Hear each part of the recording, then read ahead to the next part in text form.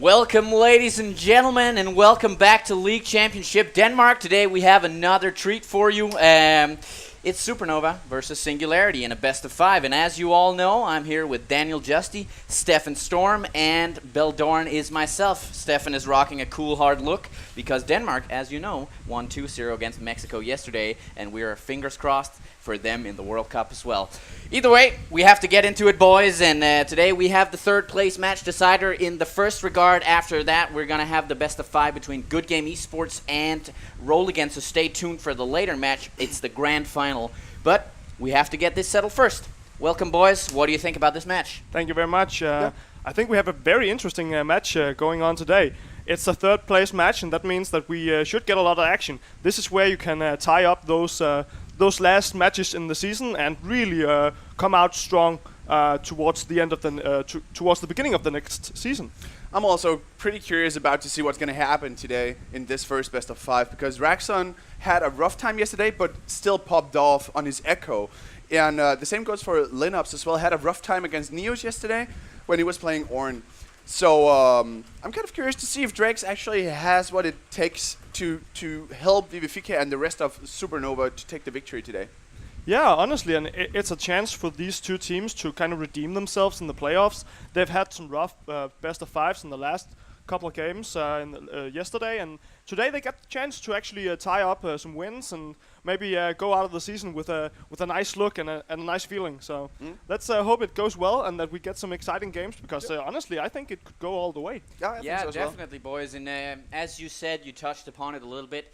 These teams, they're looking to finish out strong. There's still a lot on the line here. I do believe there is a fluctuation between the prize pools here. So the fourth, of course, they get less, and the third place, they get more. So, you know, you want to finish strong. You want to be the team with the bragging rights, at least in the third, fourth place match. We have the two finalists, of course. They're not going to beat those guys, but you want to finish strong, of course, for the entirety of their roster, their organizations, and whatnot. Pride is, of course, always a relevant thing when it comes to League of Legends. Oh, it is. Yes.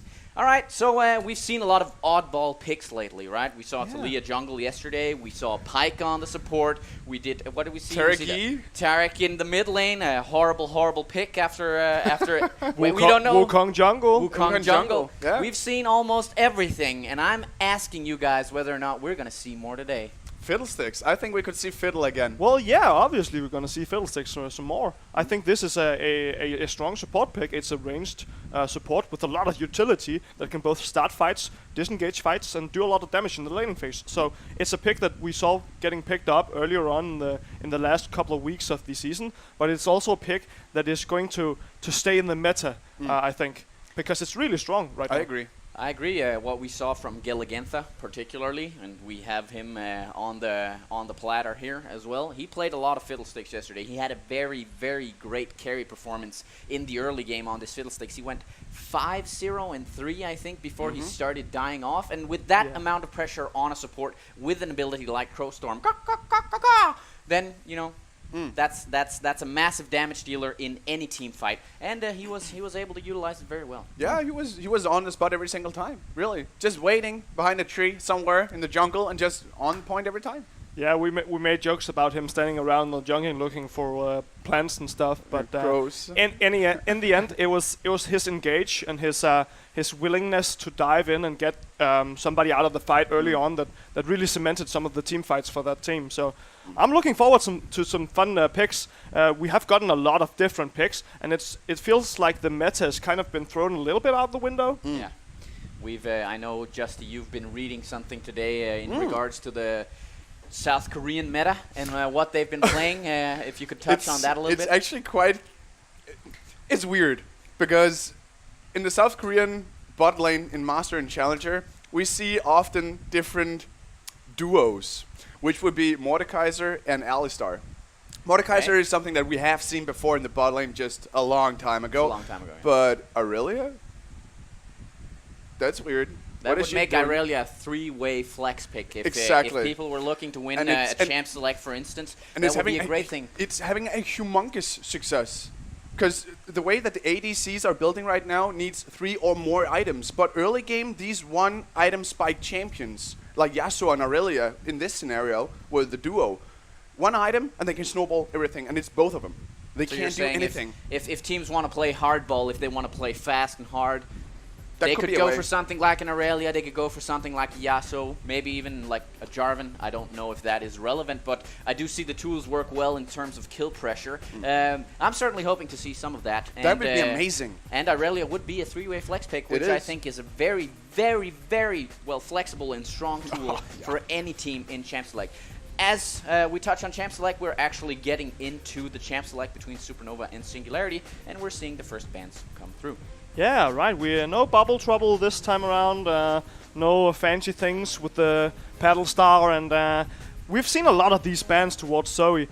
She seems to be this kind of mid laner you just don't want to deal with. Indeed, indeed. A The lot same- of teams have, yeah. The same goes for Morgana as well. She's been perma-banned pretty much the whole playoff. Yeah, and I'm looking towards to see if these are the bans you'll see from most of the teams from now on, because all three of these bans are something we've seen before. The Rakan as well, actually. And maybe we will even see the Yasuo as well. That has been permabanned in all our matches so far. And yeah. Yeah, exactly. And normally we see the Yasuo ban towards a guy like Vivi, but this time around they actually have the opportunity to leave it open. Supernova, they enjoy playing this Yasuo. I'm pretty sure they've touched a little bit on it in other lanes as well, maybe in regards to what you say about the South Korean meta. Maybe they've tried this out. Maybe we're actually able to see a Yasuo go somewhere else than mid or top lane. Oh yeah, and the same goes for something else as well. In 2 patches time, the banner of command will be totally removed from League of Legends. It's currently removed from ARAM, but it will be removed for good in 2 patches. And we touched on it right now. I do see the Irelia being locked in, gentlemen. That is a potential 3-way flex pick, and I'm excited. Yasuo is open. And Yasuo is open, damn it. So maybe they feel frisky enough to try it out, Supernova. It's definitely interesting, right? Because this is a ban phase where they opted into banning out this Trundle instead. And Trundle is one of the picks that Domba Nita has been picking up quite a lot. And we get the Yasuo. The first Yasuo of the playoff stage. First time he's not banned. He's had a 100% pick and ban rate so far in this playoff. And I'm excited to see what they can do with it. I'm excited as well because we mentioned it 2 times yesterday. He's the only champion in the game who can be able to achieve quadruple amount of crit chance. And with the 15% crit or true damage from the Infinity Edge, that's gonna hurt. If he gets to that stage in the game, certainly Yasuo becomes a force to be reckoned with. On the other hand, it's not a flex pick for the top lane, certainly, as we do get the Ornn locked in. Also a champion with a lot of popularity in this playoff stage in League Championship Denmark. It seems like people in League Championship Denmark, they prioritize the tankiness and the tools. I don't know if Telvi was watching the games yesterday. I certainly know that the Lineups was playing against this Nihus Nocturne! Oh my god, this is interesting. What the hell? Alright guys, we're getting thrown for a loop here. We're getting both Nocturne, Irelia, Karthus, Yasuo, and Ornn as the, oddball pick because he's just normal and boring, right? But we do get a Karthus. This is something that has been played alongside a Nunu. I know that for sure. Yeah. There's a combo where you Blood Boil the Karthus, even Karthus going jungle as well. He presses the R with the Blood Boil, gets the extra percent of damage, and nobody can dodge out on the ultimate from him, and they just die. Yeah, and they pop. Whew. Yeah, but they already picked up this Nocturne, so I don't think they're going to go the extreme route with the Nuno Maybe as not. well. But Karthus in himself has been picking up a lot of steam. Oh, yeah. And he's been really showing off in different kind of queues. We see him being played with Predator now as well, with the extra movement speed from a potential Ghost as well. You can really get into the backline quick and then start doing all the damage that Karthus is known for. Yep. Well, I'm very excited to see this mid lane pick. If I ever queue up in solo queue, I know it's And there's always the Nuna. The Karthus, Nuna but- is actually being removed in case. Yeah, just in case. Just in case. They're too afraid of the combo. They might have combined it with a Nuna support, maybe. And that way, they could enable themselves in the later stages of the game, where Karthus is... Pretty badly. yeah, he's a force to be reckoned with Oh, there, yeah. because even if you kill him, he's still a threat, right? You can't fight in the territory of his let's call it death Yeah. pool. Haha. Yeah. So And well, Nocturne he enables his ultimate as well, because if you get the Nocturne and you get some damage, you can either choose to execute with the Nocturne ultimate, or you can execute with the Karthus ultimate. So you get the global presence in somewhat of a way. And these two picks, I like the theory crafting behind it. I was also thinking that when Karthus or Raxon decides to ulti, it's going to make it easier for Nocturne to get into a lane and dive and do some more damage and potentially get a kill. And we all know Nocturne, if he gets ahead, he's easy to snowball with as well. And he's going to be able to have more, like, some sort of a global pressure of some sort. And with the Karthus ultimate by his side as well, plus the side lane damage from the laners, that's going to be deadly. Yeah, and I think the bans we're getting in the second rotation here is really smart from this red team, because they are banning out both the Nuno as a safety towards the Karthus, but they are also taking away this Cillian and putting Cillian's Cronus break onto either one of these people going into the fight will just make sure that you win the fight essentially. Yeah. And that's really smart pickup, getting that away from the table. And then we see a hover here on Mumu, which is probably going to be a placeholder. Yeah. That seems like a placeholder. I mean, let's not get too excited, people. Darius is being hovered here, but I do not think that... What in the ass? All right, we get to see a Darius as well. I don't know, So Singularity. is there really a bot lane? I don't... Wait a minute. Do we get the flex South Korean move? I do think we do indeed, Daniel. Do This we is get it? exciting new stuff, people. The tradition of apparently going for broke in the first game of these series is holding true in this game as well. They're going Lucian. for all the crazy picks, and I do think maybe it's... Well, is it a Lucian, Irelia in the bot lane, and then the Darius top side? That could be. Because I don't see a reason why Darius should be bot, actually. Because No, he's easy to kite around, and that's basically what bot lane is doing. So... Yeah, you want to gap close on Exactly. the AD carry, you Right. want to be gap closing on the And one of the support. reasons you can do this Korean thing with Yasuo and Irelia bot lane is because of Irelia's kit. Since they changed her, she has a lot more utility, which makes her a great teamfight tank. And that gives her some abilities in the bot lane as well, as a support. Did you see the last pick getting locked in Yeah, there? yeah, yeah, Volibear. I have no idea what's going on, ladies and gentlemen. Quite frankly, I am baffled by this, and maybe they have this sort of gentleman's agreement in between the teams that, all right, we're going to try out as many things as possible in one game and just see where it goes from there. The willingness from these teams that they weren't able to show as much in the best of fives previously yesterday, they are certainly willing to show today. Oh, yeah. I'm just gonna go back to the two series we had yesterday, the two semifinals. In both semifinals, best of fives, both teams went out and picked crazy picks in the first game. Oh, yeah. Like, we saw all the new things in the first game, and we're getting it today as well. Yeah. Maybe it's a willingness to try out the new things in the first match and seeing how that fits. I agree. I totally agree. That might actually be the case, because there is happening a lot of stuff in patch 8.11 with the new items, and there is like we talked about it earlier today as well, about how important the lane dominance is, like dominating your lane, get the lead, and then snowball hard and do it fast. Yeah, now it seems like I'm actually excited to see what the Amumu pick is going to be here, because the Volibear, I don't think it's a placeholder, to be honest. It seems weird for two placeholders to be this unique. And so we get into a hell of a matchup in the bot lane. I'm very excited to see what's going on here. But Supernova yesterday, if we look at what sort of match they had versus Good Game Esports, they were stomped in 3 games. 3-0 for Good Game Esports. They only played Trundle Jungle. They only played standard meta stuff. Yes, they had the Lulu and the Karma combo to get the double shields going, but that did not work for them, and that is as unique as they got in their pick ban. So now they're willing to, go gung-ho and see where it brings them. Yeah, but is it a willingness, or is it actually Singularity doing them a favor, saying, now you have to play another jungler? Because those were the ones banning it away. Mm-hmm. Yeah, they actually do ban the Trundle. That's true. So that's not the possibility here, and maybe that turns out... It is Darius. Darius is actually in the game, so it's going to be Aurelia in the bot lane, I'm sure of it, because she has the engagement. But that... Okay, fair enough. Okay, that's the Taliyah so that's the Taliyah for... Yeah, okay. We saw that yesterday as well when I called it, that Taliyah jungle would be amazing. And she is absolutely insane in the jungle. Her clearing speed, her everything, like she's amazing. Like, really. So Just is not just pulling your leg. If you didn't really watch the series yesterday and saw the one game with Talia jungle, you would notice how much of an impact she can do from the jungle. Yeah. The utility, the Weaver's Wall, and the abilities she has to knock people back in a gank is really impressive. And you can do a lot of fancy things with this jungler. Really. So I'm looking forward to a really really interesting game, because we're gonna get a lot of kills, I think. The same goes for the Yasuo. The Yasuo last breath, right? We all know that how that works. We got the Ornn ultimate to knock up. We got the Talia stone to flip knock up. They got so many things that can apply the Yasuo. Volibear swing. The Volibear swing King. with the fling, flip. Yeah, or Fling King. Maybe more appropriate, yeah. But everything around the Yasuo. Even the Braum has... I love Exactly. this. I absolutely love this. A Volibear Braum. I do not think you get a more tanky bot lane ever. This lane, okay, they're playing into a rain.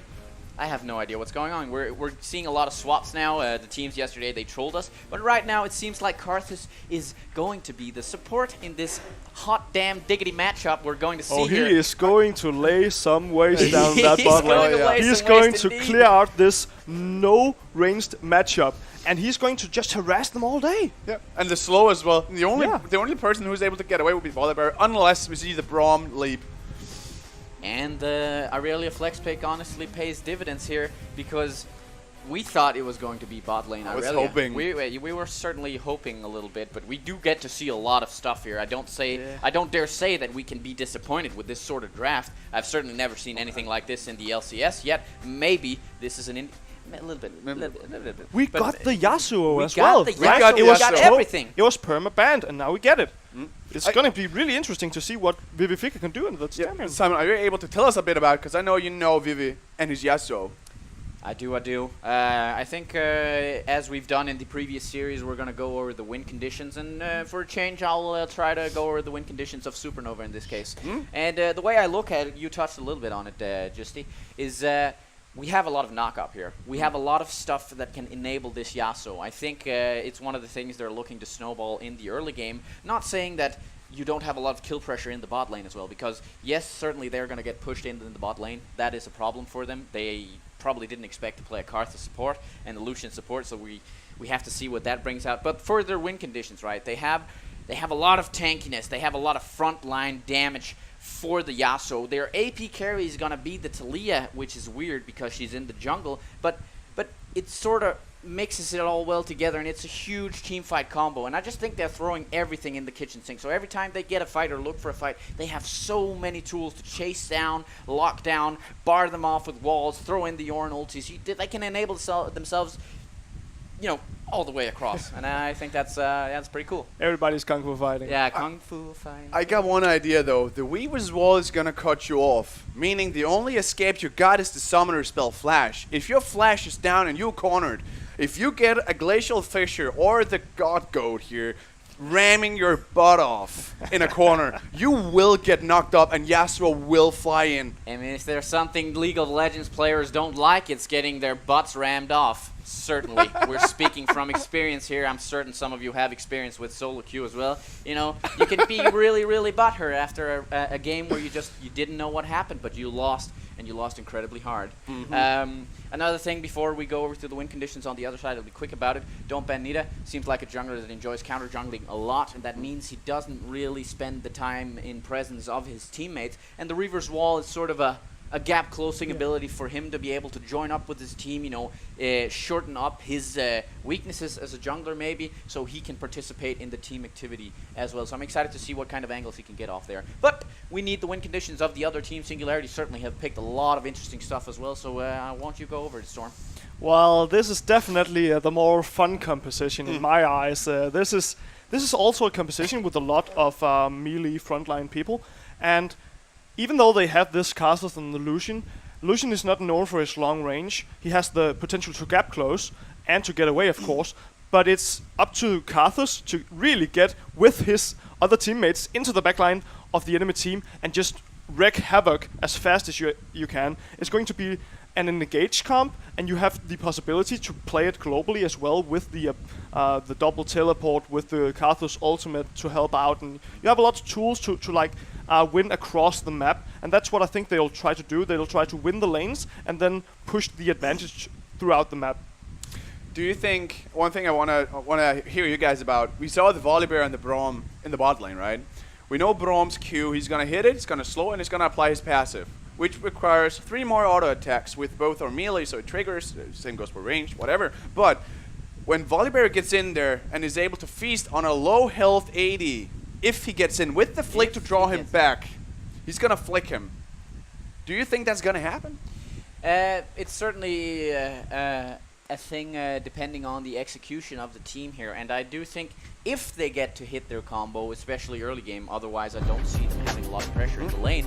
If they do hit it, their kill pressure is going to be so immense, especially on a Karthus. Lucian is squished as well after the AD carry nerfs, but he is a bit quicker on his feet, you know, fleet footwork and whatnot. But Karthus, not known for a guy who wants to stay up in the front lines, and if you get close to him, he is probably going to go down. But we're very excited here. We're getting into the game between Supernova and Singularity. This is the 3rd place match decider, and we're knocking it off with a crazy 2-team composition. This game. So, you know, hold your colors high out there in the Twitch chat, hashtags and whatnot, throw it around, and make sure you get the bragging rights if you are right about the game result here. And that brings me to another point as well, gentlemen. We need to call out the result of this series, and we have to do it fast as we see an invade coming up and brewing up a storm. I'm gonna go 3-2 to Singularity. Oh, they might even go under the turret here, guys. They got the pretty interesting. They do have the regen from Drake. Oh, and they're going. Let's see if Drake can get in. He does not get into range. The flash, respect flash, burned out of Galentha right away, and they're trying to get some damage back. But this is an early flash in the almost the pre-game, I would say, and that means that if you want the opportunity to go down and gang the bot lane, you have this Karthus without a flash, and he's a really squishy support.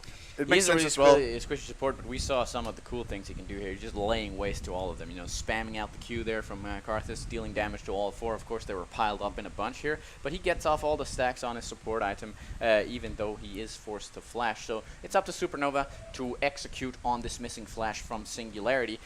Storm, you have to call out a prediction for this series as well before I go to mine here.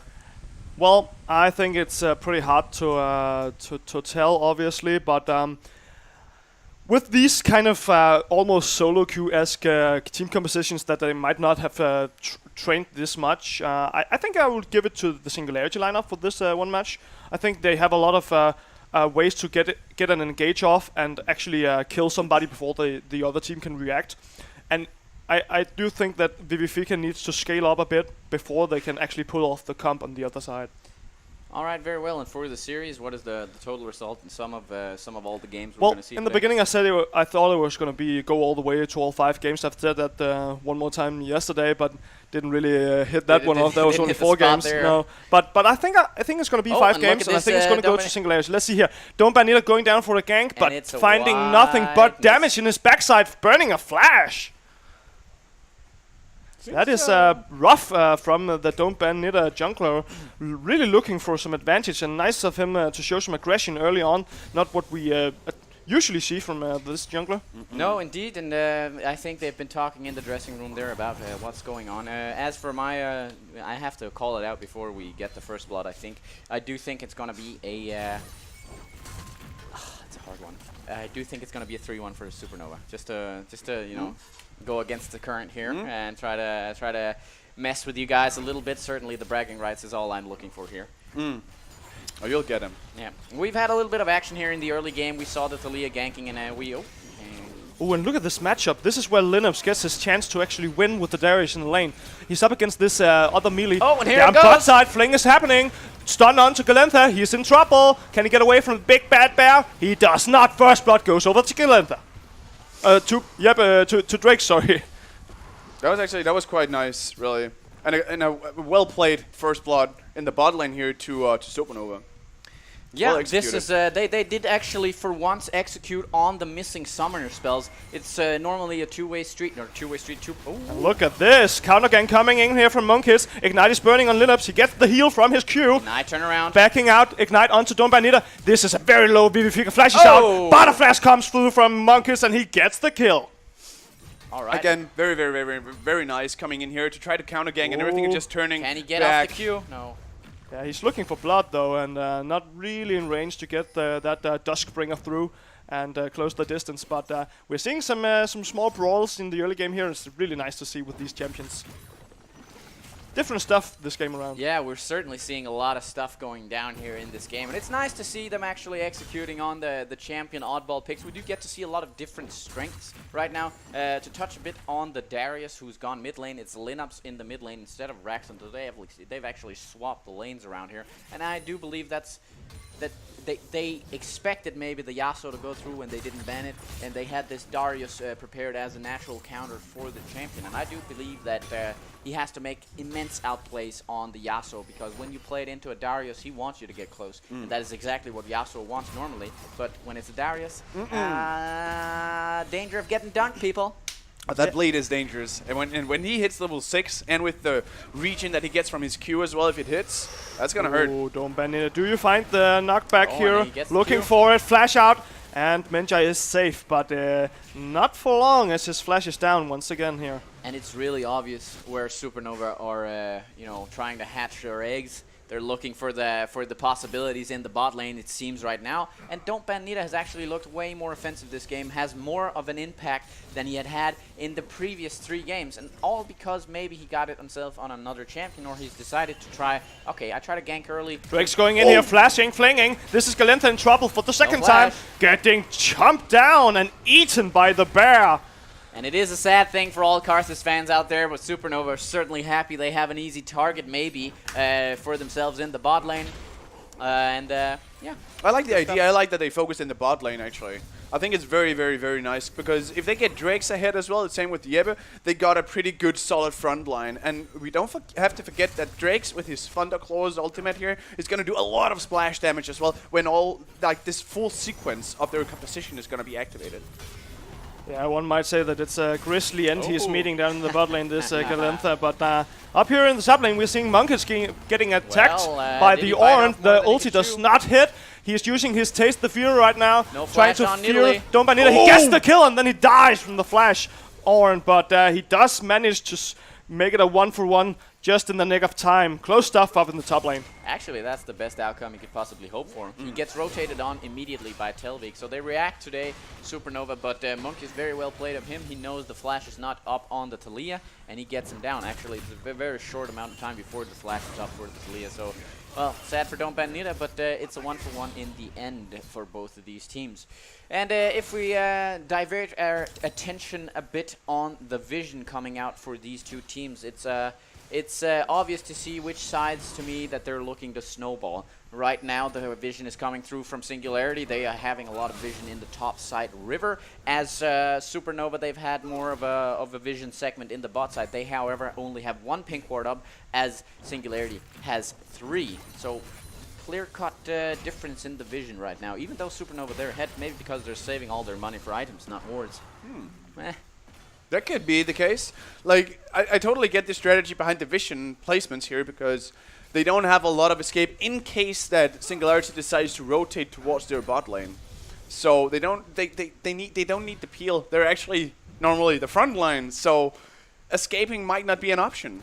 Escaping might not be an option, and just as we've talked about the all-ball picks in this game, Nocturne has hit his level 6, and he's going towards top side. There we have the darkness. Here is the paranoia. Monk is coming in for the kill, and they do pick it up in the top lane. Very well executed from the jungle and mid lane matchup, I should say. This is Raxon in the top lane playing Aurelia this game. And a nice little swap around. Reaver's wall coming in from the side. Yeah, definitely is. This is Don't Ban Nita looking for a kill onto Linups. But Linups does a lot of damage. Gets a kill. Gets 2 kills. 2 kills. Turns the situation around with the double kill here, Linups. Still Ignite burning on him, though. Does he go down? He does not. And Jeppe Ho is running for the hills at the moment. Monk is really looking for the kill. Flash is burned, and he gets out alive. Well played by Linups. Well, there you go. That's the Darius pick coming into fruition in this game. They've certainly made it work. Linups makes it not look easy, but he plays very, very well, and he gets the turnaround on 2 people, no less. What happens normally when Darius gets just a little piece of the bread? What usually happens? Well, he is a snowballing machine, so it's one of those dangerous. It's gonna be I'm sure people out there, They recognize the nightmares of the Darius in the solo queue. You know, you have a top laner feeding immensely to the Darius. He gets ahead by 5-0 or something like that, and he just runs off with the game. And it's going to be interesting to see in this competitive scenario if Lineups can carry the same way. Certainly has a lot of tools to enable him as well, and a lot of people going forward to create space for the Darius to get in behind, dunk the people out, you know, and if they don't get it, they have the Karthus to execute the last hit. Honestly, the most terrifying thing about this Darius pickup is his passive and the way that he can stack 5 stacks onto a new person after a kill. And this is what you saw in the mid lane. Him getting the first kill actually enabled him to get the double kill as well as the health he got back and stayed alive. It might be an enemy territory. Oh, this is paranoia. A lot of damage out of the Nocturne here, and Munkit's getting himself another kill. Very beautifully done. Telvi in trouble up here. Crescent Guard not used. Let's see if he goes down. He does go down underneath his own turret. Telvi in big trouble in the top lane now. Nice executed here by Rexon as well to participate what he's gonna do here, Telvik, and then execute on it and not be afraid to dive it, even though the God Goat itself was spawning and on his way. The God Goat. The God Goat. The God Goat. He makes a sacrifice for the gods. He just makes the presence aware. Ooh. Oh, maybe they should call for their god down here, Botlian. They are definitely going for it. The Flame comes in yet another time on Galantha, and he is chomped down, he's eaten, and he is dead. Oh, will he heal up now? Does he heal? He does, and he stays alive. The Volibear passive is the savior, Lord Jesus Christ, for him this time around. Drakes get out with the kill. And he's on 3-0 now. It's kind of ironic, even though he's not playing an 80 carry, he still ends up with an 80 carry score. Bear is the word? No. I don't think so, but No. but the wish definitely came through, and he healed up to survive this Karthus ultimate, which was really nicely done, getting out of the Requiem range and staying alive, and shoring up a kill as well, Ryan. Oh, going in again, Rexon here with the Crescent. Oh, is he going to go all the way on the turret? Lots of damage back. 2 turret shots already taken. Flash comes in, and then he gets the return kill. Linup's in trouble in mid lane. He's healing up from the Q. Can he turn this around? He does not seem to be able to turn around. Flashes out, get hit by the concussive blow.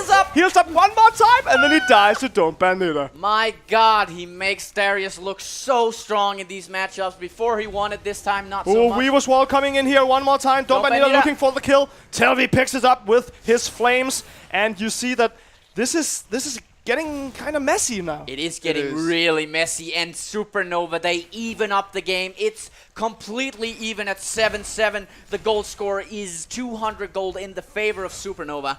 Crazy, crazy fights coming in, and we see these different kinds of tools maybe confusing the players a little bit. They're not used to playing against it. Certainly not only in solo queue maybe, and you get one of these champions maybe at a time, but not all of them at once. You have the Nocturne, you have the Karthus, you have the Talia, you have the Yasuo, you have the Volibear. It's a crazy amount of tools that you don't normally see.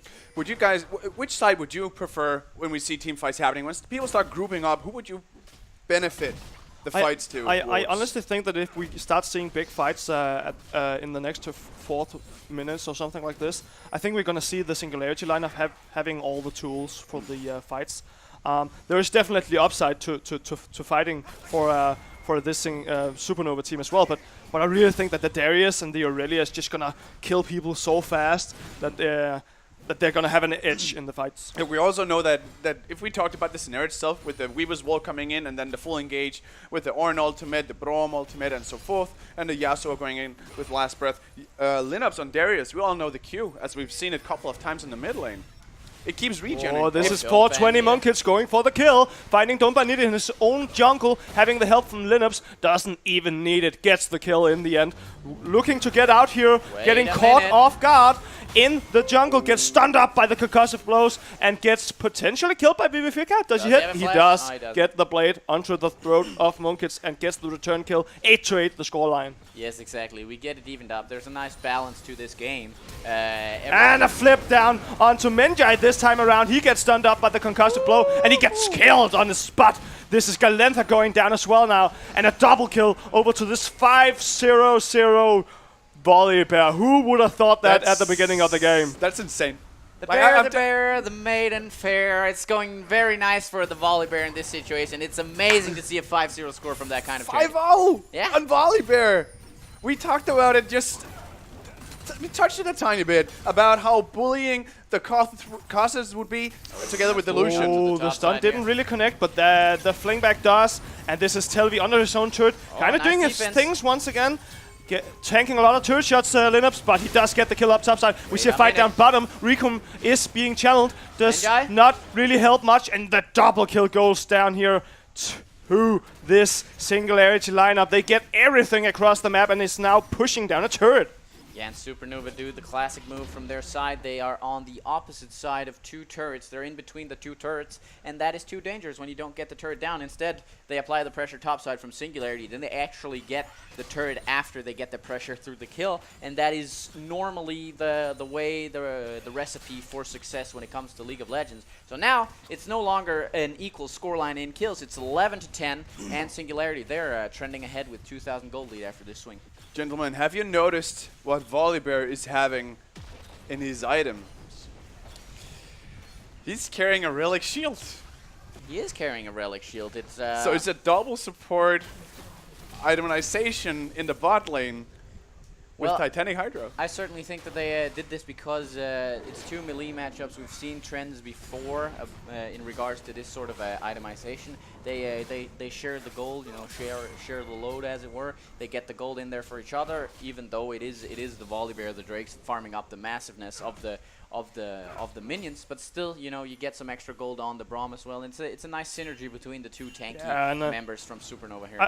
I barely think that you can say that Drakes is a second support at the moment. He is definitely farming up a storm here and getting all the CS, the gold, and the items, and he has been doing very well with this setup down bot lane, getting the kills.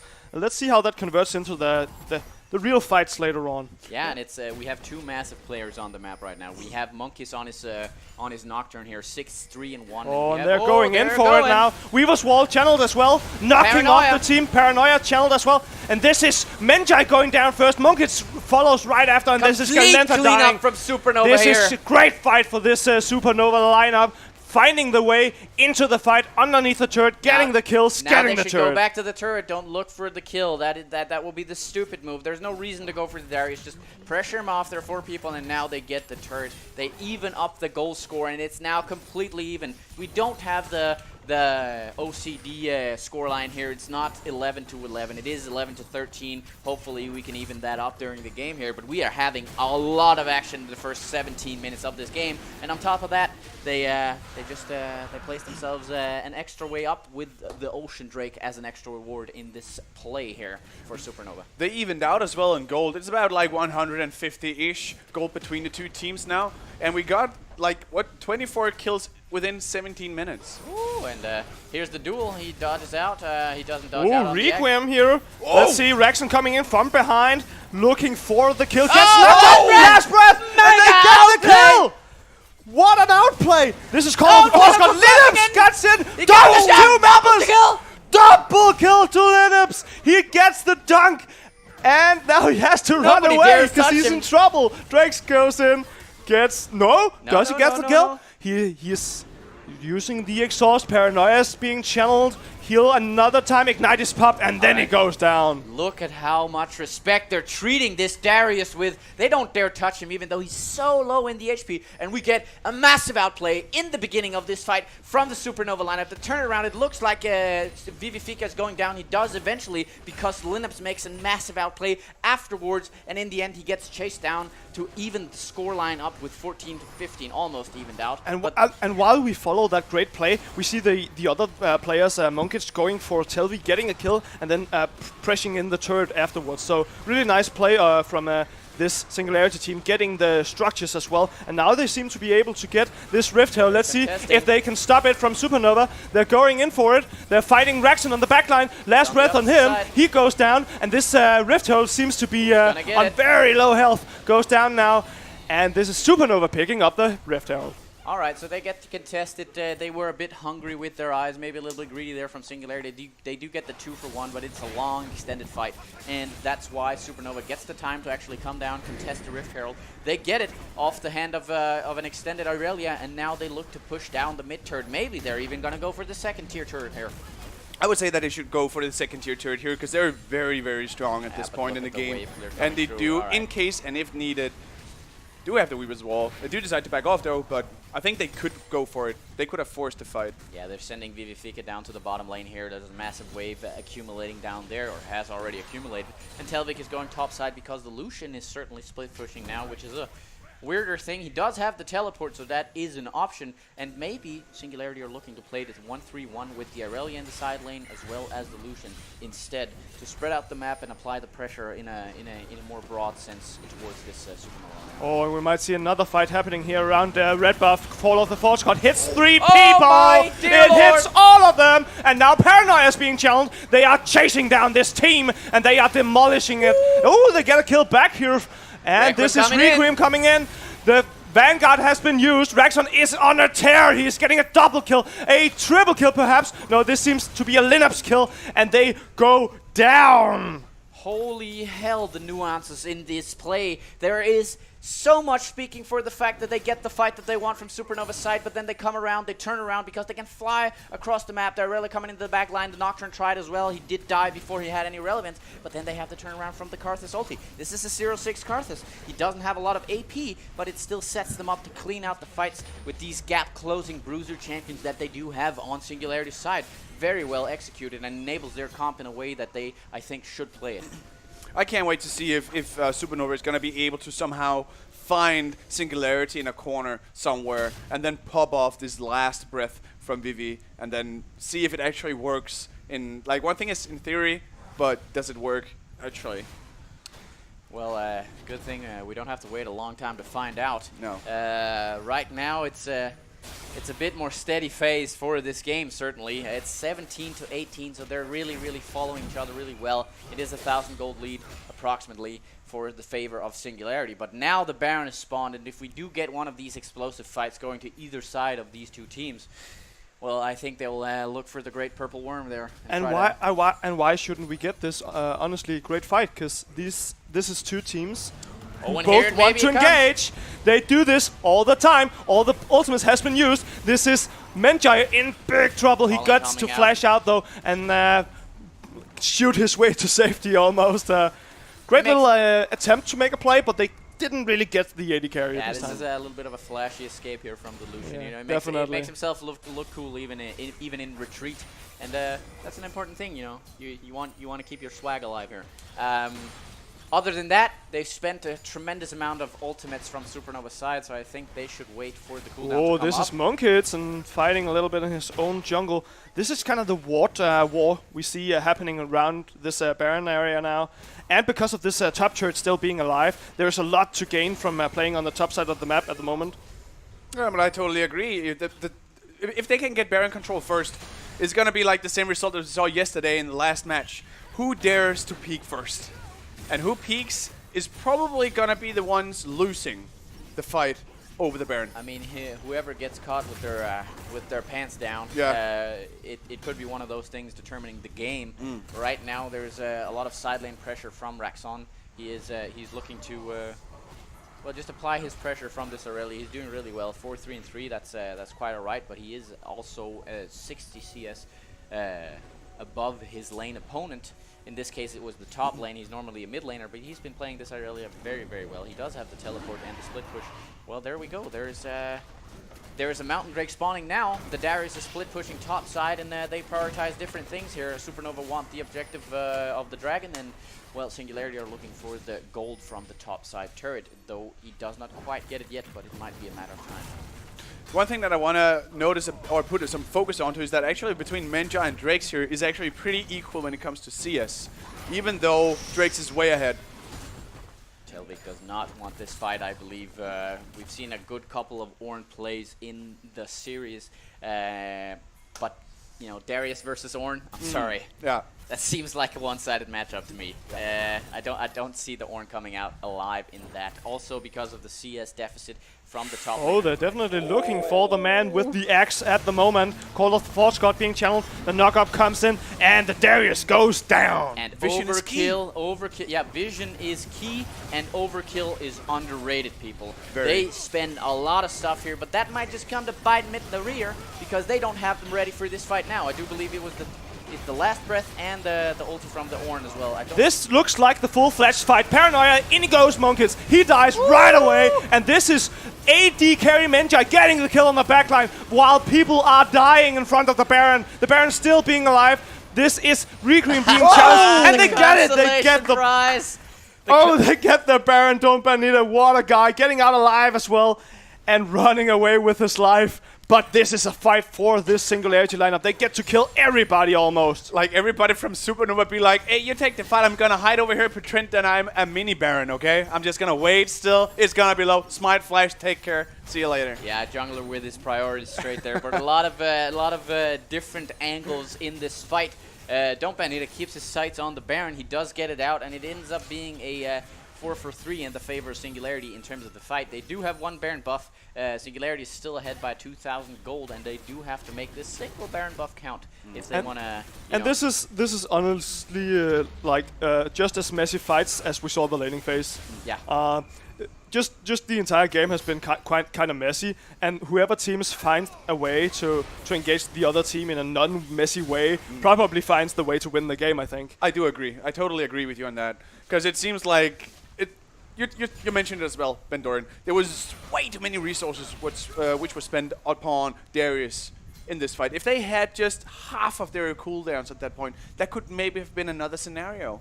But it didn't. That could have been a better scenario for Supernova. And as I said, overkill is underrated, but you have to certainly be able to time whichever situation you're in. And in that situation, I do think they would have gotten a better result of having the ultis for the later stages. I do think the Darius was going to go down anyways. But we do know Darius as well. If he gets the 3-man hatch, yeah, the region is going to be insane. And then you have to deal with that as well. So it's like, what do you want to do about it? Yeah, they were 4 people though, so yeah. Maybe I do see them with the Braum proc that they could get him out before he came online, as the Darius often does. But now it's all evened up for the OCD stricken people out there. It's 21-21. Oh, and this is Lineup some trouble once again. He gets flanked back right into Don't Banita's loving arms, and he gets killed. Knock up onto 2 people here. Weaver's wall being challenged. This is Galentha in big trouble on the middle of the map, and he gets taken down. This is Supernova with 5 people finding 2 kills and now looking for the next objective. And we get the one-sided fight, but there is nothing on the map in terms of a neutral objective to be had by Supernova, and they have to answer the split push pressure from the Raxon. Now they look to fight from Singularity as well, but maybe that's a mistake. You mentioned it before as well, Beldoran. There was actually enough damage to take down. down. This is Vanguard being used from Raxon inside the base. How did he find his way here? He is definitely out of position at the moment against Drakes and Don't Banita. He's looking for a way out, but I don't think he can find one, honestly. And he gets shut down here by Don't Banita. That is the shutdown, but that's also the Baron buff intact. They don't have a lot of time on it left, but he had to recall to get back Don't Banita, and that means they don't have the pressure forward. So the fight doesn't mean a whole hell of a lot. They don't get to even out the gold entirely, but it is an advantage for Supernova. So they do get 1 turret here. We do see, but maybe they could have gotten more with the Baron buff there. Oh. This is very aggressive from Linux trying to defend his turret. Paranoia is being used. He comes in to breath. try and help out this situation. But what a situation it is. Online. Everybody's dying right now. This is Televi going down as well. And in the end, I think it's a 3-for-2. Yeah. And they do get the turret though. Yeah, but they get the turret. I don't think it's worth it. But then again, it's about prioritizations. Like, what do you prioritize? So, but what do you think, Baldoran? Do you think it was worth getting the turret for the exchange of 3 people? I don't think it was necessary going for that sort of engage. And if you do want to engage on the Darius, he had a really nice flash out there from Linux. That's what turned the fight, in my opinion. He does get online, and then he turns around the fight under the turret. If you do go for a Darius, right? A Darius, a 7-4-5 Darius with 217 farm. He's gonna You have to kill him instantly. Yes. You have to kill him instantly or get the fudge out of dodge. Because just get the turret and get out. It seems like there's an over-aggressive tendency in this game. We have 50 kills in 28 minutes, people. This is turning into a sort of a carnivale. You know, we have a carnival on our hands here, and well, it's nice and all well and fun, but we also want to see them utilize their tools in a That's a nice way to put it. Right, you know, it can be a merry thing, a carnival. That's not. Guys, we do have a situation, another situation happening here. Does he survive? He does not survive this. Shots comes in here from Menjai, gets the kill. Domba Nida finding himself in trouble, burning the hourglass effect, but to no avail. And this is Menjai looking for Telvi down towards the river area, but he should come together with his team to go towards this mid lane. This is a situation where there are 2 people more than the other team, and they can look for perhaps an inhib. Yeah, it's 43 seconds death timer here. They're looking for the inhibitor in the mid lane, certainly. And they might just look for the open inhibitor in the bot lane as well. And that is a swing in the advantage of Singularity, indeed. One thing that I want to put some focus onto as well, Bildorian has been talking a bit about it every single time in every single game, about the vision itself. We don't see any far side wards, and they cannot go out there without any vision. They can't do it. If there is a Darius in that brush, or if there is a Nocturne, they are gonna get blown up. Yeah, like, and in really? this case, I have to agree with you. This is the sort of playstyle that benefits Supernova the most. And right now, they're losing the game. They don't have any vision whatsoever. They don't refresh the vision. I mean, you have a Doran's Blade on the Yasuo, right? Why does he not sell that to maintain a pink ward? Why don't you sell the Targon's Brace? Why don't you get rid of all these unnecessary items? It's a starting item. Get rid of it. Now you have to go out there. You have to get the vision down to be able to make the plays with your eyes open. They have so many gap closers. The Nocturne is coming off from a distance where you can't possibly know where he is. Why not get the vision down? And that's speaking to this chaos that we've been talking about, this this kind of playstyle where it gets messy, and to shore up that the game does not go into this messy state and just becomes a slugfest like a solo queue game. You have to do these kind of team play things with the wards. It sort of turns into some sort of a slice and dice game, actually. It really does, and it seems to me also because we saw the games yesterday. I'm a bit sad that I said 3-1 in the advantage of Supernova now, because looking at their ward placement, the way that he does get the double stun, but the last breath comes in on top of the flank. Raxon is going to be resurrecting here. Let's see, he is on top of 4 people. He just dies instantly. And now they have to look for the fight, I feel. I mean, do they have the reverse wall ready from the Talia? They do. They do know that there are 4 people topside. Why not look for the fight now, try to see if they can get the Baron, or even force the Baron now to get them out of their hiding, and then get the 5 versus 4 fight from Supernova. It's the best case scenario for those guys. They have to play about. Oh, look at this. They are actually starting up the Baron now, Supernova. This is Singularity waiting around the corner, gets in with a Paranoia, hits this Yasuo right in the face, and he has to flash out in the middle of the fight. We see this Linux goes down, and Galentha is trying to back off, but he is just a small Karthus with a small health bar, and he goes down as well. Coming in, is this gonna make the difference? Can they clean it up from Singularity? It does a lot of damage, but that is Baron's job as well. He is trying to save his own life, but I don't think that Singularity can go in for this. They do still have Monkids waiting in the brush on top of this Baron area. Oh, he gets it! He gets the Baron! Crazy play! Resurrecting in the Baron. Vanguard using from Rax, and he just respawned. Oh, shutting down 2 people! Getting a double kill. This is crazy! Insane plays here, coming in here with the teleport from Raxon and finishing off the job. Oh, does he get this play here of BB in last small breath. Last breath there, 2 against 2. Yemaho cleaning up the damage, getting killed by Raxon. Almost stunning up this player once again. Paranoia once again, and I'm done. This is crazy. This is absolutely insane that they actually managed to pull this off. And especially here in the last end where we see the last breath going off. Hopefully, Yemaho is trying to defend Yasuo or Vivi to make sure that he doesn't die. And Raxon just doesn't care. He's just going to leap over and take it. Yeah, indeed. Last breath is certainly an appropriate ultimate for the sequence of plays we see here, because we are definitely out of breath. And on the back half of this somewhat crazy Baron happening stance here, we do get the win over to Singularity after a crazy carnivale. Carnivale. 60 kills almost, 59 I believe it was in the end. Holy hell, I don't have the words anymore. It was a crazy game. It turns out to be in the favor of Singularity, but by God, A lot of stuff happened. And honestly, guys, from seeing this game and how close it were, I think we're going to see a lot more of these fun picks because the teams are going to see if they can win a game again with these picks, I think. We were on the top of it when Simon or Bill Duran asked me about the South Korean moves as well in the bot lane. And this just confirms a bit. And this is not even what was sort of the top of the chain in this scenario. But it worked out, right? It worked out with the Volibear and the Braum. So what happens if they actually do find out that the Yasuo in this scenario with Vivifika in the bot lane and maybe Telvik on Irelia in the bot lane, and maybe they swap it? They certainly shown the willingness to do it from Singularity's side. They had Raxon up in the top side for this game, and they threw Lineups in the mid lane. I would say it was with partial success for the both of them, but in the end they had so much pressure from these two champions as well as the others. And if we look at the damage graph here, I'm sorry you can't see it out there, guys, but what it says is that all 5 members of each team look to have dealt an almost equal amount of damage. Nobody is the hard main carry, and if we have to look at one person dealing more damage than the rest of them, it's actually, oddly enough, can you guess it? It's the Karthus. Main player, main champion, the craziest, the best champion. It has to get into the meta again. What has League become?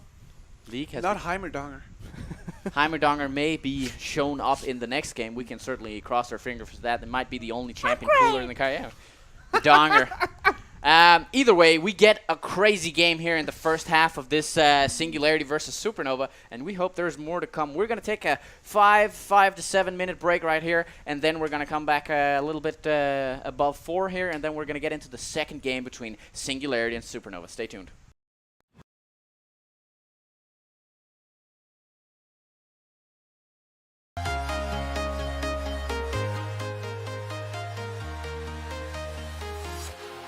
Walking alone, the streets are empty. The only thing I can see is my own silhouette. I'm getting stronger, step by step. The clock is ticking, but there's no time for regrets. I've been flying from town to town, from London to Taiwan. I've been all around the globe, trying to protect your soul. We are heroes tonight. We will fly above the sky. We are heroes tonight. Yeah. We are heroes tonight. We will fly above the sky. We are heroes tonight.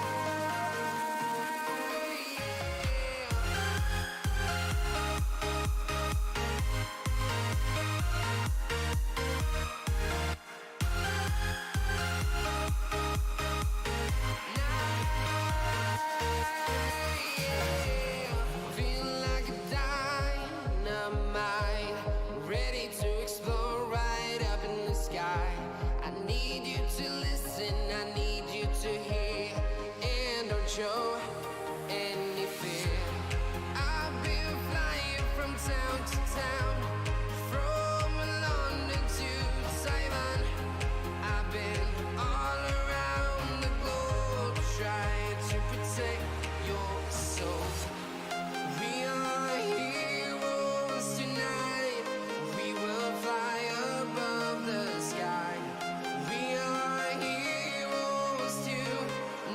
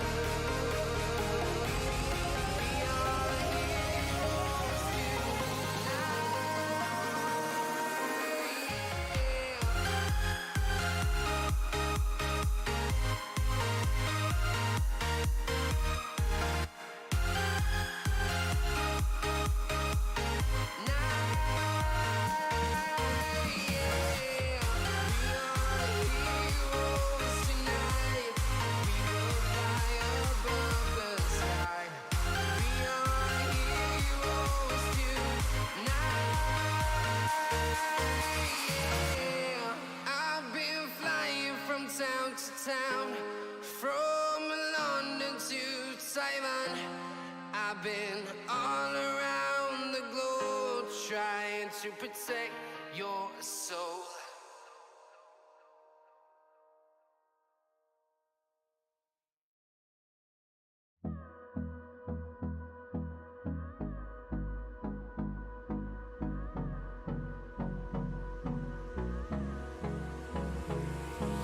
Hold me close till I get up. Time is barely on our side. I don't wanna waste what's left. The storms we chase are leading us, and love is all we'll ever trust. Yeah, no, I don't wanna waste what's left. And on we'll go, through the wastelands, through the highways, till my shadow turns to sun rays. And on we'll go, through the wastelands, through the highways, and on we'll go.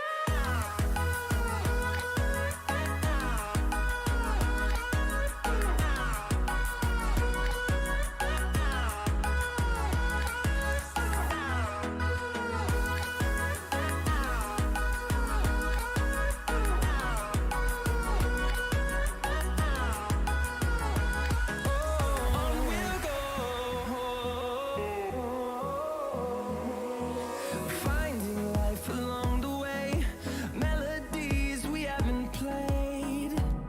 No, I don't want no rest, echoing around these walls, fighting to create a song. I don't wanna miss a beat. And on we'll go, through the wastelands, through the highways, till my shadow turns to sun rays. And on we'll go, through the wastelands, through the highways, and on we'll go.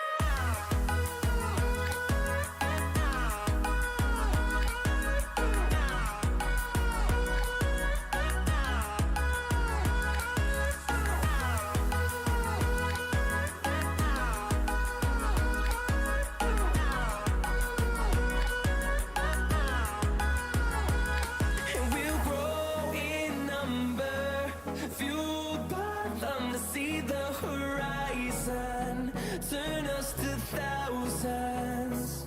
And we'll grow in number, fueled by them to see the horizon, turn us to thousands. And on we'll go, through the wastelands, through the highways, till my shadow turns to sun rays. And on we'll go, through the wastelands, through the highways, and on we'll go.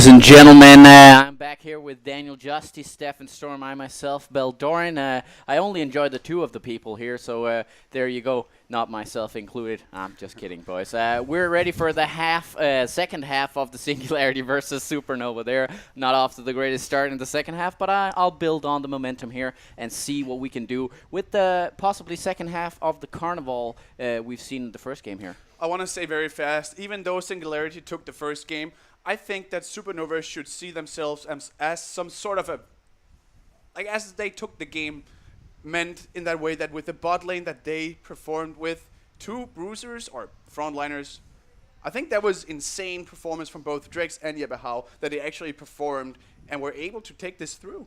So you're saying the kill pressure that you get from these sort of double bruiser, double they dominated. double offensive, utilizational tools in the bot lane there. That's what you think they should aim for from Supernova and maybe not go so crazy with the other picks in the other lanes. Yeah, well, we talked about it very short about the South Korean stuff, about what they practice with.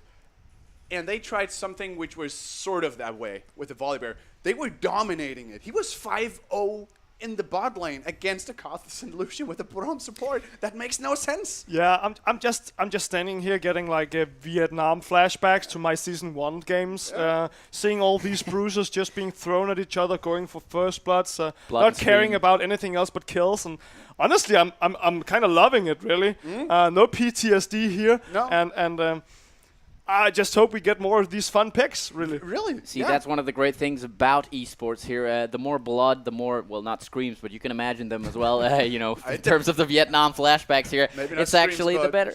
You know, just going crazy, going ham, knocking back and forth on each other here. Yeah, I actually do agree with that statement, Justy, there. I do think it worked out really well. Yeah. Drake seems like the shining light, shining beacon of light from the Supernova lineup.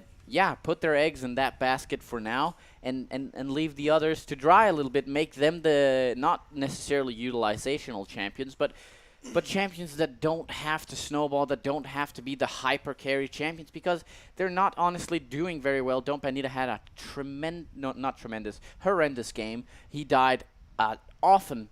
He died a lot on this Talia here. He did have the tools to enable himself and his team, and he did somewhat do that in some of the later stages of the fights, but not... But credit is going to be given to where it's due. I think that Don Banito went out in the beginning of the game, really setting up his team for some early ganks, getting some really nice kills down, helping this bot lane getting rolling. And it's honestly to his success that the bot lane is at the point where they got, but then after that, I don't really think that he knew how to, find his position in the map. Yeah. But then again, Talia can be a tricky champion to play as well, because that flip stone you put under to activate the E on the ground can be tricky to use, and especially if it's the wrong target you target. It seemed like he didn't seem so confident with this particular ability, seismic shove, I do believe it is. Yeah. When it was needed to be used defensively. Offensively, he had the right idea, and credit where credit is due, certainly. He did snowball his bot lane. He did enable his bot lane through the missing summoner spell on the Karthus. So we want to see that from him again. But as an overall tendency from this from the Supernova lineup, I do see a lack of vision and a lust for battle. And, you know, sometimes the Berserkers win, but a lack of strategy is, you know, it's just not the... At least from my perspective, it's not the right angle for any sort of esports game. I'm a bit... I don't know what to say about it, because I think that there was a lack of vision, I do agree, but they had a very strong late game team as well. And if they sort of tried to, you know, buy themselves some time, that could maybe be the way. But if they, if Singularity keeps finding a way to somehow find a target, they can easily snowball it and just keep pressuring, get the turrets, and get stuff rolling. Yeah, and we do get into the pick and ban phase of the second game here, and we get a couple of classic bans at this point. They're certainly, well, they're very frequent, to be honest. The same bans we see every single game almost. Last game, however, we didn't see the Yasuo ban. I think maybe they don't feel the necessity to ban it out this time around either. I don't know. I actually think Vivifica did pretty good. When you take into consideration he was against the Darius. He was playing against the Darius, yeah. But I think he was doing Actually pretty good. Even in the team fight as well, we saw the dive in the bot lane, decided to actually use the dash over the Taliyah wall, so he was positioning himself in a good position every time.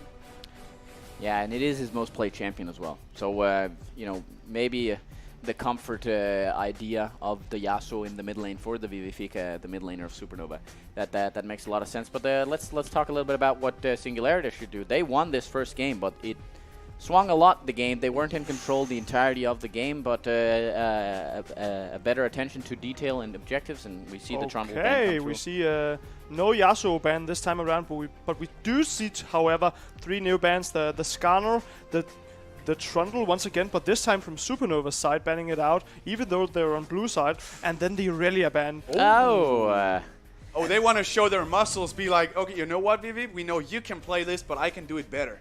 And this happened to Supernova yesterday as well. They first picked the Rakan, but lo and behold, what comes in? The Alistar, the counter pick for the Rakan, and then they have the Yasuo as well. They take that away from Supernova, so really smart from Singularity if they can pull this off. And something we talked about, gentlemen, before we got to the game here today, something that would enable Don't Ban Nida's farm-heavy style would be something like this. And we talked about it. We talked about it when we drove to our current location, about how efficient Master Yi might be on Don't Ban Nida, and he's shining as well in the current patch. And look at this. I think the Yi is over here or something, but this champion is just gonna be so great. I think on Don't Ban Nida, the player we've known for being really good at farming up in the jungle, getting ahead, counter jungling, taking away resources, getting the scuttles, and then taking something like a Rift Herald or a Drake early on. Really setting himself up to be a carry, and the carry is usually what you see right now in the jungle as well. We see the Taliyah as well, because you can do a lot of damage from the jungle as well, and a lot of stuff is coming out with damage from the jungle at the moment, and this is just one of the things that we hoped Don't Ban Nida would pick up. And I love it with the combination of the Cassiopeia and the Rakan, because it's gonna give him so much time to do a hell lot of a damage output in these fights. And especially with the new items coming out here in patch 8.11. Indeed, another thing we get locked in for the other side of the champion select is the Camille. It's something Lineups played yesterday, but he played against Nihus, not Telvig. And on this particular champion, who he normally shines on, he did not shine yesterday. It was a polished turd, if anything. He died a lot of times on this champion here. I'm sorry, Lineups out there. It's only meant as a funny gimmick here, but still, it wasn't an impressive showing on the Camille there. But Neos' performance yesterday on Ornn was insane. He was basically 1 against 3 in the bot lane, and he won it. He even burned people's flashes. They could not touch him. No, he made it look like Ornn was a hyper carry there. Exactly. And as for Ornn players go, we don't get to see that in the second half of this best of 5. It is banned out in the second half of the ban rotation and not going to be seen. And neither is Lucian, as we see that going through the ban phase as well. It's not a surprise, because I think Lineups took a hit yesterday, morally. Because Could have. He could have. Honestly. Basically, I would say he got shit on, really. He got basically... but he did. He did. He lost so hard in that top lane where he should be the victorious, and he did not. And when they got to the bot lane, you saw how strong Ornn could be. And I think that this is a ban, like a respect ban, just for the champion itself. I know it's not News that's playing on the top lane, but Telvik has been playing a solid Ornn as well. And I don't think they want to take that chance. I think that's where we go. I think it's a case of them actually wanting to get this priority frontliner away and out of the picture. They don't want to handle this Call of the Force God Ultimate anymore in team fights, and they want a clear way into the fight.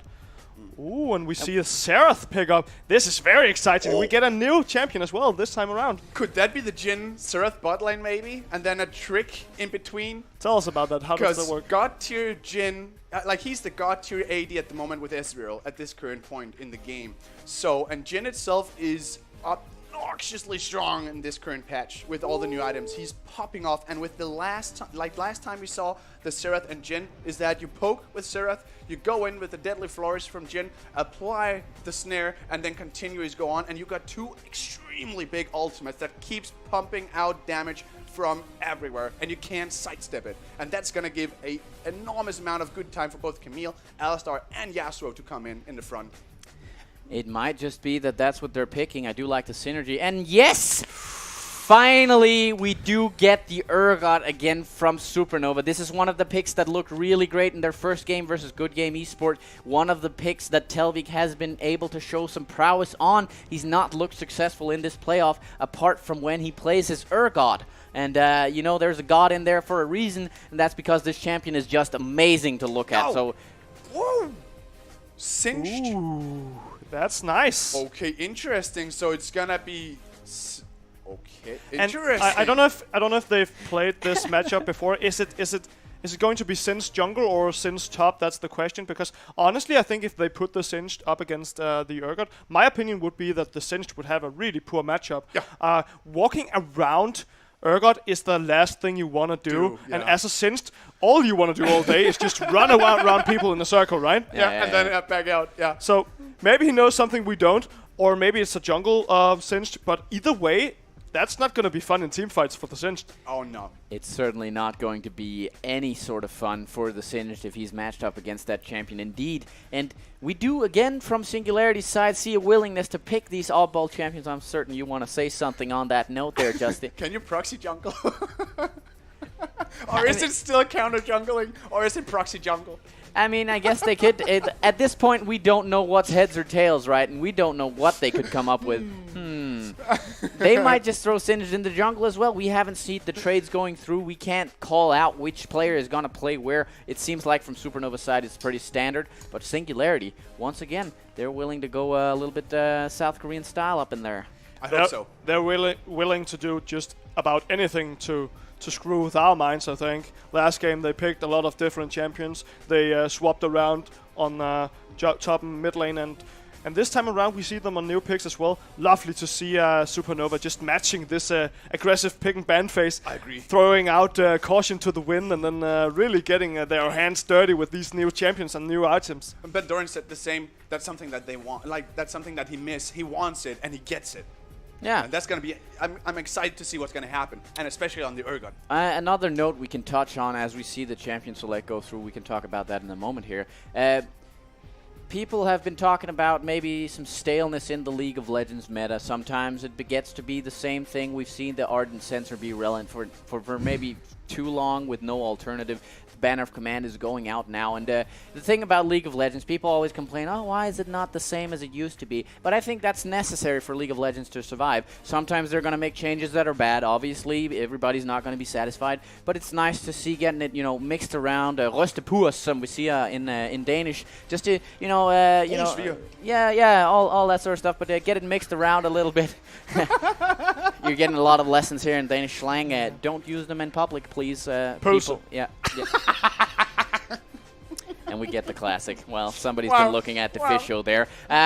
Well, either way, it's just that my point is, do you think it's nice to look at these changes as well? Do you think it's nice that it's perpetually changing from League of Legends perspective, and now we see something entirely different from traditional meta? It's not only what you need to do as a game developer to keep your game fresh. It's also what you need to do to keep these champions being played, because the more time you play on one patch, the more time people get to find out what the meta should be and what the best champions are. And in this case, you would never get to play Singed if they didn't change things. So I just love that they keep changing things, but they need to be careful about how they change them sometimes, because sometimes things go really badly, really poorly, or even haywire sometimes. So this time around, we see a lot of new things, and that's just exciting to me. Let's see how it pans out in the larger scope, but yeah. I like it as well, and especially if we look back in time about the bot lane, it's always going to be the ADN support, but that started in EU, not on NA. That was absorbed over there if we look back in time. And again, here there is another very big change to the game once more, which takes sort of like the bruisers into the bot lane. I don't know if that's what Riot wanted, but that's what actually happened. That's what they got, certainly. The global AD carry nerf made certain that maybe it's no longer designed to be a meta where the AD carries are in there. I do think they're going to change it back. Something, the standardized meta in terms of AD carry and support I thought that was a healthy meta, Yeah, honestly, because you have flexibility in a lot of the roles anyway. And it's a question as well towards Riot that they made all these changes to benefit the players that wanted to play the meta. We have these flex queues now where you can sign up as a designated role due to this meta that was formed years ago. And with new items and new champion path and builds, things change. And it's up to Riot to revert it back so we get the normal AD carries again. Well, Dorian, you mentioned it as well when we casted last time together as well, about you wish that at some point in League of Legends that the champions are not just the champions, but a tool to accomplish something specific. Well, I do want him to see it that way, and the thing with League of Legends, right? They want to balance it out. They want to have, I assume, the possibility, which you can argue whether they're doing this greatly or not, that all champions become relevant, and you see them as sort of tools in your toolkit, right? You do see what can the Seraph bring in this matchup, right? He has his stun, he has his range, and he can get to somewhat snipe the backline as Camille flies in, Yasuo flies in, Singe flies in, along with the Alistar. So he executes the last hits, and in accordance, I'm going to touch a bit on the win conditions of Singularity by default here, but you have these 4 guys going in, they want to go for the backline. They just want to, get in there, get a squishy target, which there are almost 5 on Supernova's lineup, so whichever one they get might just end up dying. And then you have the Seraph to snipe it out. And I do like the combination of the tools, how they play together. I think that's an overlooked thing in League of Legends very often. And if you don't... Let me make my point solid here. If you don't get the CC or the combination of tools in there in your compositions, right? I see a tendency where people they don't understand why they lose because they have the strong lane matchup, win lane, win game, which is the sort of mentality you see in solo queue, and I just think that's god awful. That makes no sense to me. You have to play for the team fight aspect of the game or the team cohesiveness of the game, which I think they've done here, and they've put together some comps with very interesting tools, both of them. Yeah. Do you want to go for it, Storm? Yeah, sure. I'll go ahead and try and see what this Singularity lineup has cooked up for us today in the second game. And I honestly think that we have reverted into a kind of meta where these players are not playing Siege anymore. Like, we're not going to see the extended fights around a turret until it goes down eventually. We're going to see people charging at each other underneath the turrets, killing each other places to get the turrets, and then winning and getting gold that way. And this is what this comp wants as well. You got the engage, you got the hard carry fighters that are in every lane almost at this point, and you got a little bit of wave clear as well, but that's not really necessary when you're choosing this full-on engage style. You're playing for the kills in the early game. You're playing for the pressure, yeah.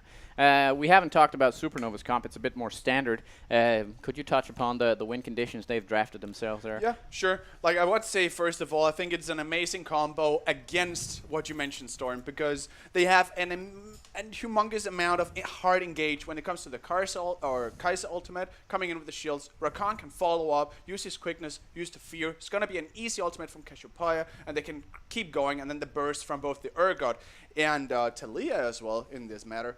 Is going to be amazing. So I would say that even though Singularity has a really good, as you said yourself, hard engage, and even on the turrets has the options to do that, I think if they play it correctly, Supernova, I think they got a good chance to prevent that as well.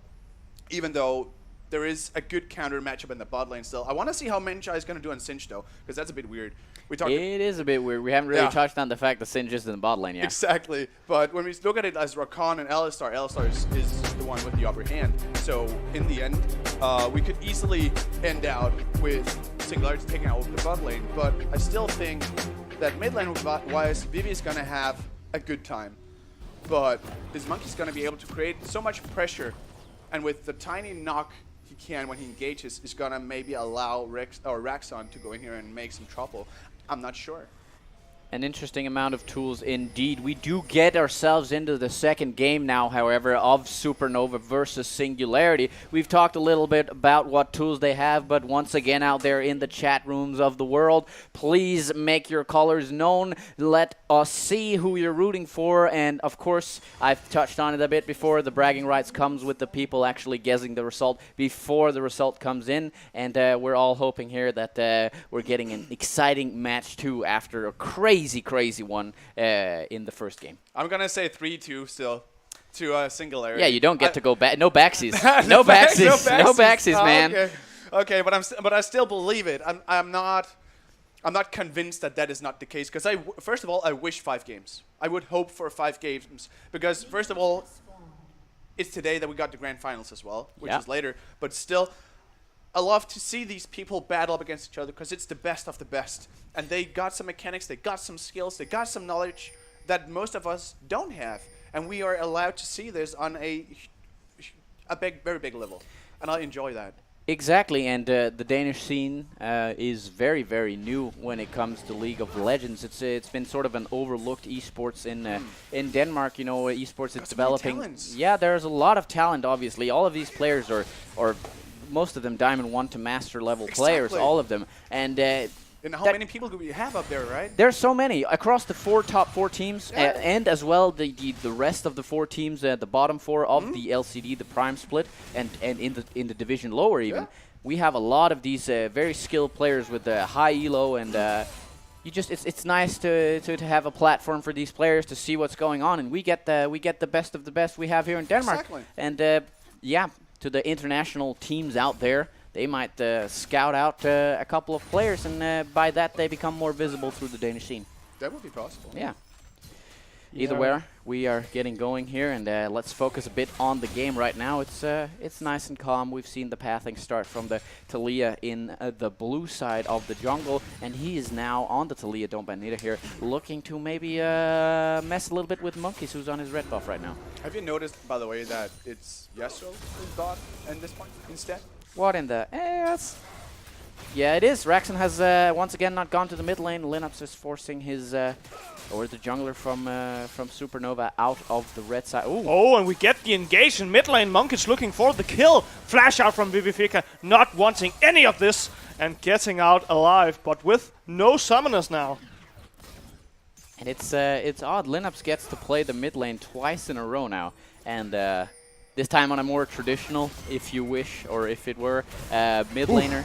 Oh, he gets the... Important little steal here from Dombanita. This new scuttle, which has been updated not so long ago, is really worth getting in the early game. Gives a lot of gold, a lot of XP, and sets you good foot forward in the jungle. I can't wait to see Telvik's performance on Urgot, because he had it once, and he actually did very good. And so far, he's actually doing really good. Again, if you even look at the CS difference here, there's a difference of almost 4 minutes into the game. That's pretty solid. Yeah, and this is Menjai in the top lane. Exactly. I mean, this guy's an AD carry main. Yeah. Maybe, you know, he plays solo queue. Everybody else tries different roles as well. They have their champions in the different roles.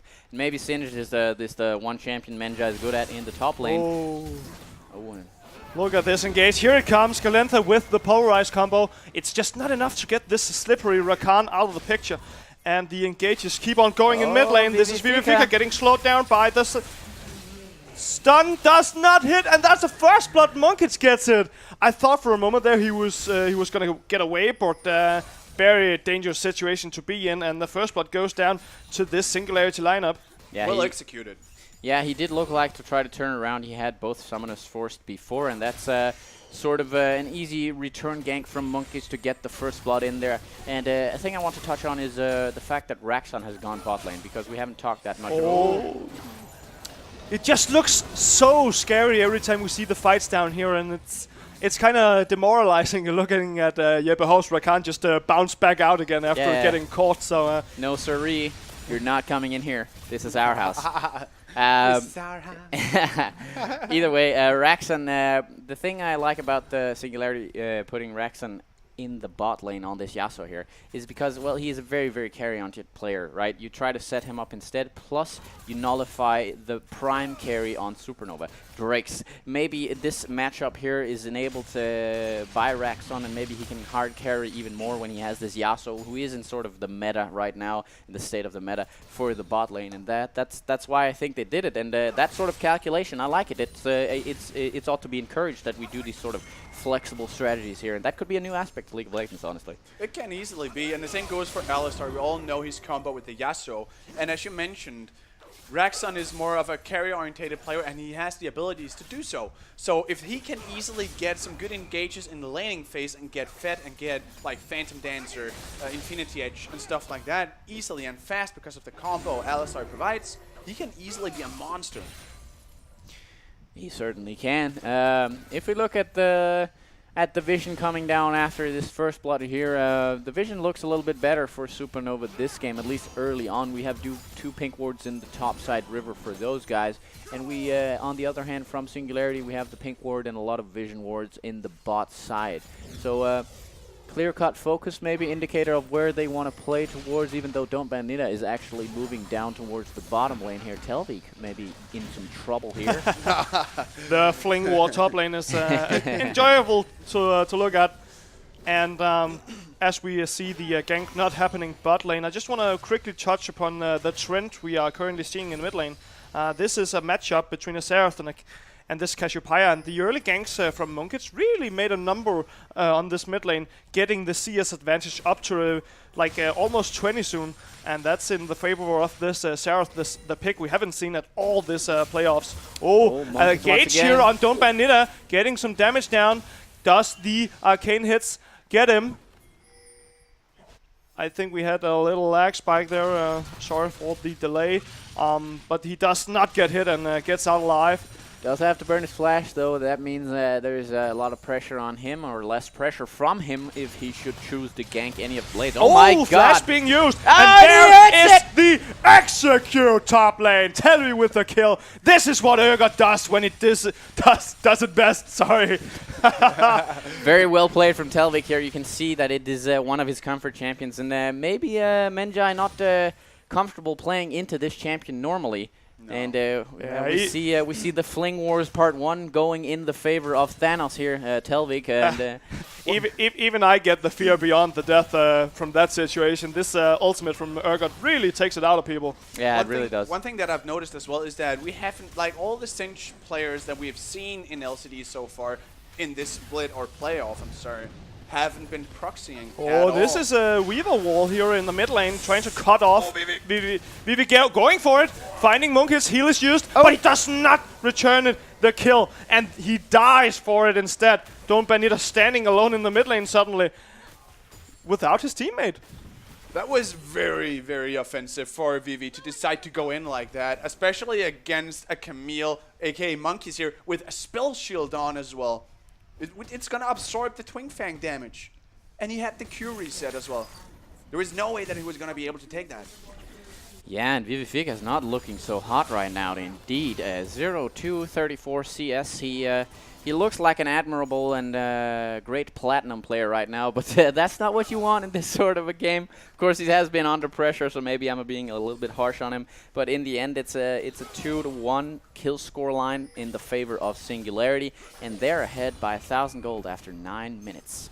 They're doing some good, solid work here, and I think Monkeys is one of the guys who needs to get a cheeky kill here onto the red buff. Does he find the kill? He does. Gets the Hectic ultimatum down, gets the kill, and just cleans Don't Bandita out of his own jungle. That's what I wanted to say again. I want to put focus onto Monkeys. He's doing a solid amount of work. He's very aggressive, and he's able to do it, and he keeps excelling. Do we see the double fling?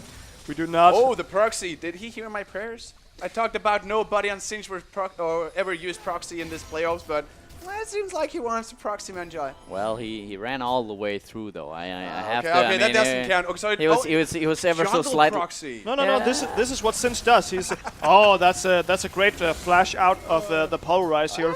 Monkey's coming down as well, getting away from danger. But look at Sinch on the minimap. This is what he does. He waits around in the jungle, gets the second wave underneath the turret right before it gets to the top side. And he just does his thing, but now he might be in trouble. Very well this is played. Menjai looking for a way out. No help with the long range. Telvi gets the kill, and this is just beautiful punishment onto the Sinch that wants to do a thing. Nice utilization of the ultimate from Telvik. He knows he's not going to execute it, but he just wants to get the proc off so the turret doesn't get to kill him. And very smart play by Telvik. He's already looking a lot stronger. 2-0. Of course, it's nice to play against an AD carry main in the top side of the map. But still. I do agree, and that's what I said before as well. When it comes to Telvik, he had a very good performance on the last Urgot. So. Yes, but in the meantime, actually, what we see from the rotation of Vivi and the pressure being applied to him, he has this 40 CS deficit right now, and on top of that, they do get the first turret blood. It is the first turret in favor of Singularity, and they're already applying pressure with Lineups in the bot lane on their second turret. So they're applying the pressure. They're having the priority, the push forward, and it seems like it's Singularity with the foot on the pedal. After just 11 minutes, they're 2,000 gold ahead. So the 2 kills on the Urgot might be their saving grace, and maybe they should look to start playing towards the top side of the map instead of the bot side. Oh, getting the damage down again here, Telvi. Menjai not really having the time of his life in the top lane. Just popping his ultimate here. The Mega Adhesive. I'm losing my words here. Yeah, looking at him. Was trying to fling it out. Does he make it? He does not. He just call in help. Oh, and this is Monkeys looking for the kill. Whoa, what a major outplay with his ultimate. Dodging the knockback, but he gets shot down and he gets killed in the top lane. 2 kills going over to this duo from the jungle and the top lane of this Singularity lineup. And Telvik is on fire in this game. He gets the flash out just before he can hit him with the grappling hook, and thereby, with the shield on top of it afterwards, they have enough sustain to get out of the fight with low HP, I might add, but they get the outplay, and they even up the scoreline a little bit. It is a 1,000 gold lead. They've captured, or they've recaptured 1,000 gold to their advantage from Supernova's side, and Telvik is on a killing spree, 4-0-0 in the top lane on this Urgot. I said it once before, there's a reason God is in the name. I'm kind of excited though to see if Monkeys is gonna prioritize the bot lane, because they got the duo between Yasuo and Alistar, and they could easily do something with this. And when it comes to the Hextech ultimatum from Camille, they can lock down Drake's options to escape with the ulti as well. Once again, Menjai trying to get out once again. He does not seem to have any escape possibilities, and he gets the fear beyond the death going down again. 5-0 onto this Urgot, and he's really taking it to the limit at the moment. I love to see this. Oh, and we get action immediately again. Tower dive here, last breath being popped, and this is Jeppe Hov in trouble this time around. He gets killed underneath his own turret, and the turret seems to be next. They're doing actually a really good solid tower dive here. Very well done.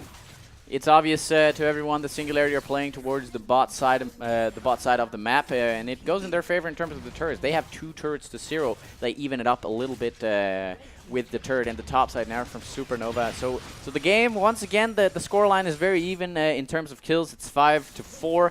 Though Singularity right now, they're 1,500 gold ahead. It does look a little bit similar to the last game, but interesting to see where it goes from here since they're playing for the opposite sides of the... Oh!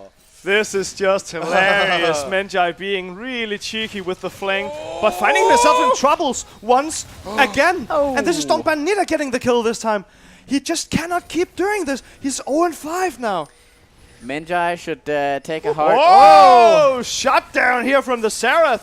Nice snipe, and the Hextech ultimatum really locking down the jungler as well. Double kill onto Lineups on this Serath in the mid lane. Who would have thought that they made a 3-way swap on their carries and made it work, but they're really doing it. I think it's amazing, Monkeys again. He has so much presence on the map, and I requested it before as well. Come to the bot lane, you can do it, because you have to set up, and they did it, and they succeeded on it. And now they start to rotate again. He is where he's used, or where he needs to be at the correct time, and has a big impact. Yeah, and I think we have to give the Singed credit in this scenario. He was the sacrificial lamb that had Supernova extend beyond their means, and they do get the shutdown for worth a lot of gold from this Urgot here. So he's now 5-1-1. They do get the shutdown, and that's a 2,000, almost 3,000 gold lead in the favor of... Ooh. Very close stuff here, flashing out underneath the turret.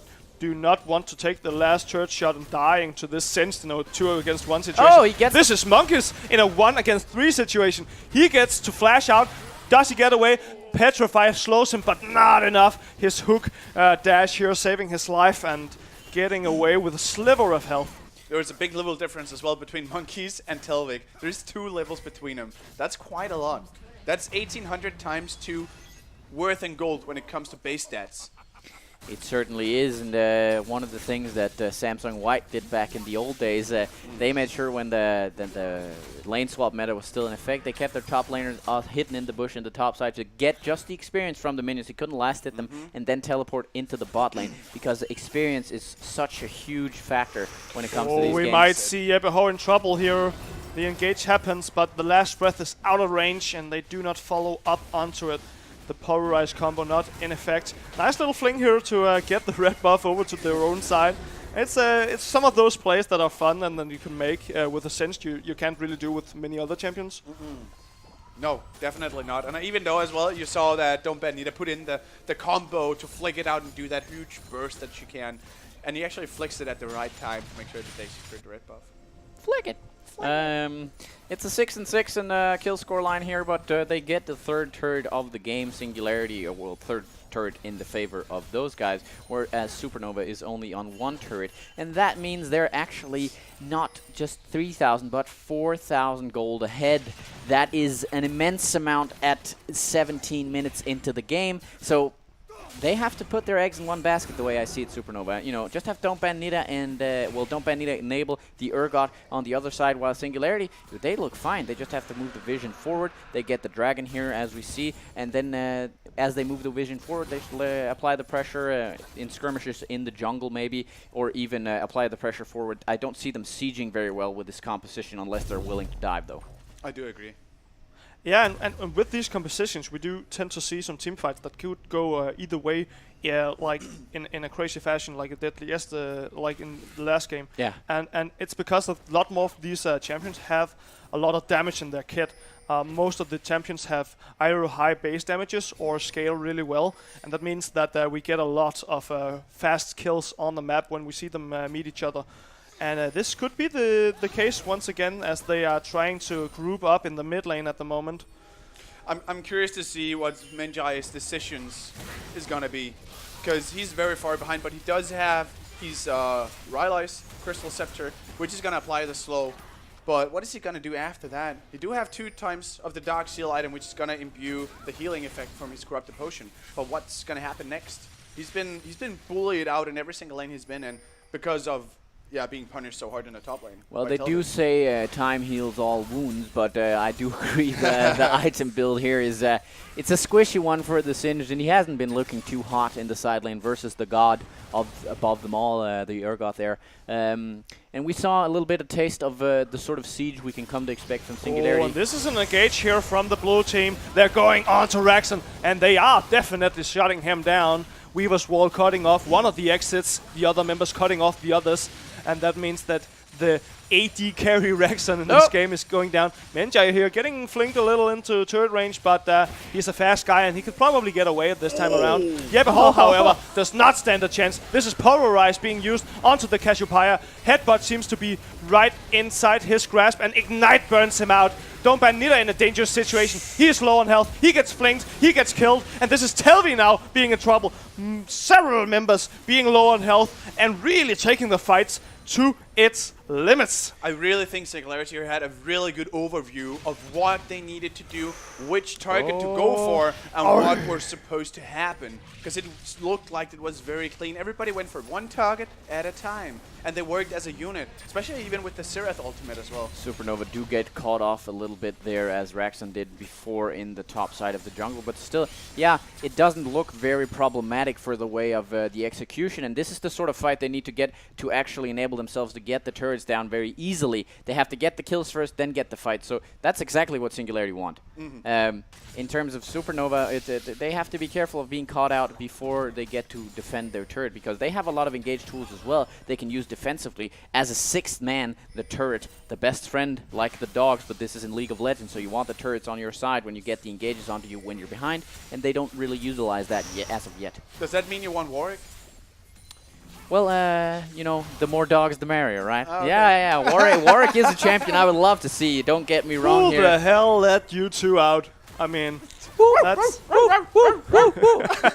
That is the sorriest excuse for dog sounds I've ever heard in my life, but we managed to get through it, everybody.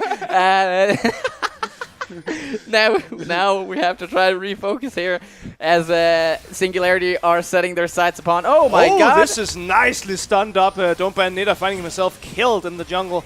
And Jeppe looking for a re-engage. Does not find it, however. Needs to get out of dodge with a quickness. Double pulverized combo here from Galentha. And a nice damage output from Telvi. Turns the situation around. Munkits looking for the Hextech ultimatum. Finds it. Finds the kill. Dies for it. And this is Galentha in his second attempt to go in. Gets the Urgot this time, and he goes down, dying for the second time in the game. And look at Linux on the backline, just pumping out damage. Again, a little bit messy, but still seemed to be clean, but not totally clean.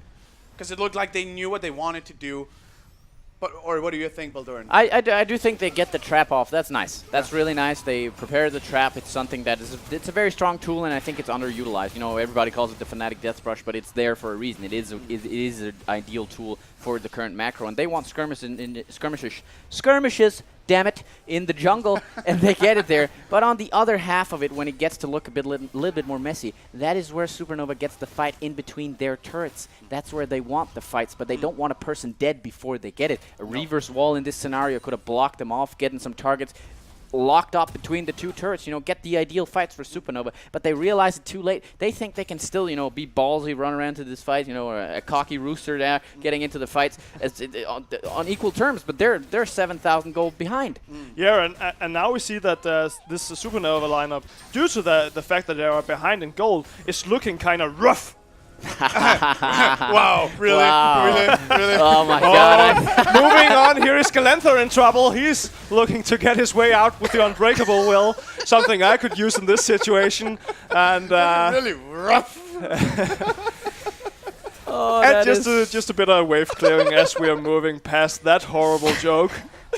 Nobody seemed to like that very much. That was brilliant. I honestly thought that was brilliant. Everybody thought the best one so far. Yeah, we thought we left that stuff behind us there, but Storm gets in there with a crazy joke in there, and it's oh Menjai, man, you are really out of position on this one.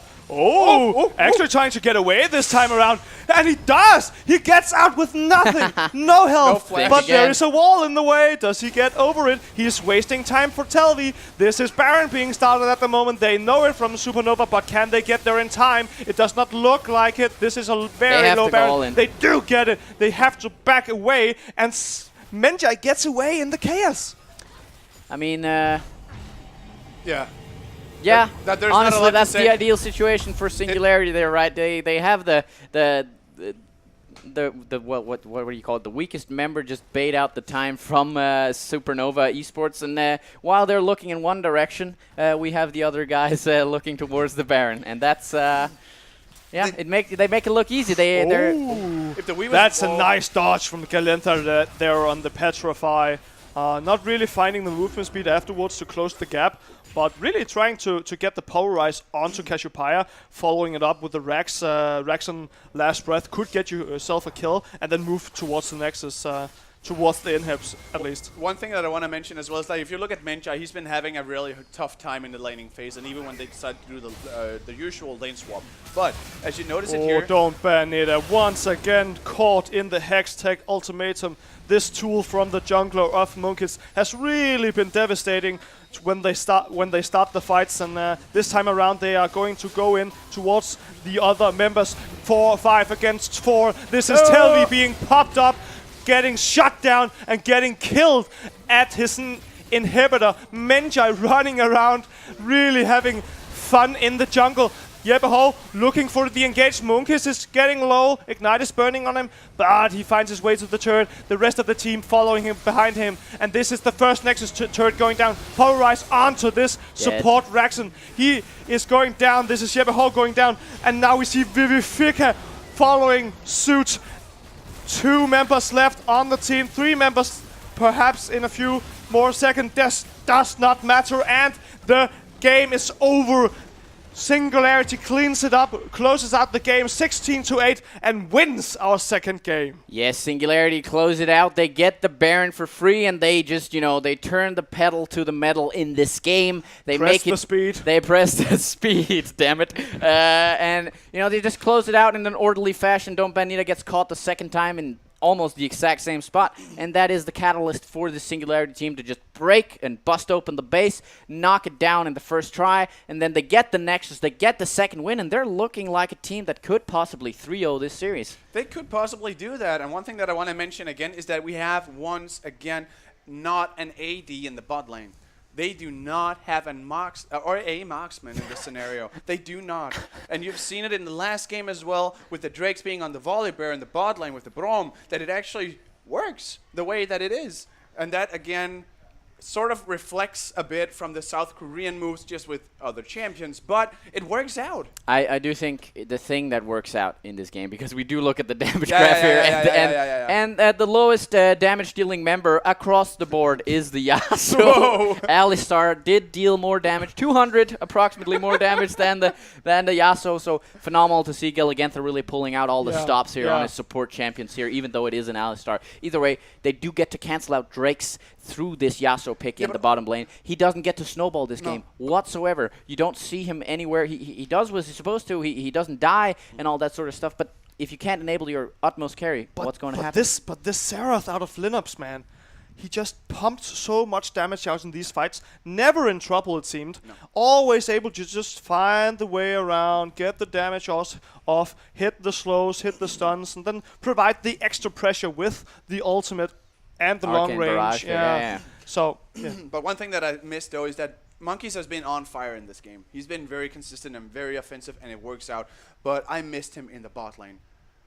Raxon could have popped off, and they had the tools. Not saying that their prioritizations were wrong, but Raxon could have been a beast with that combo, because they could lock down anybody. Last Breath could always have been there, and we know Yasuo when he pops off as well in the end. So when he first gets his items, you basically can't really stop him. Yeah, and I do hear a little bit of colored favoritism towards the Yasuo champion here, the special one. No, it's and just more the combo itself. They got the engage with the Camille, the combo with the Alistar. You can't annoy it. You can't just flash it. Well, they did get a lot of pressure from the mid lane, and through the mid lane, you get the Xerath enabled to execute easy tower dives in the bot lane. They did do that. They just snowballed the game really quickly, so we didn't get to see this combo in the bottom lane instead. So I do get where you're coming from, but Lineups was set up to hit and execute on all of his arcane barrages here, the ultimate here from Xerath, and he hit most of those things to either pressure people off the turrets or kill them out just outright. And that enabled them to get so many turrets in the early game. You know, Supernova, they mashed them on the kills, but they were still behind 2,000 gold most of the time, and then they just, you know, came to a point where they snowballed.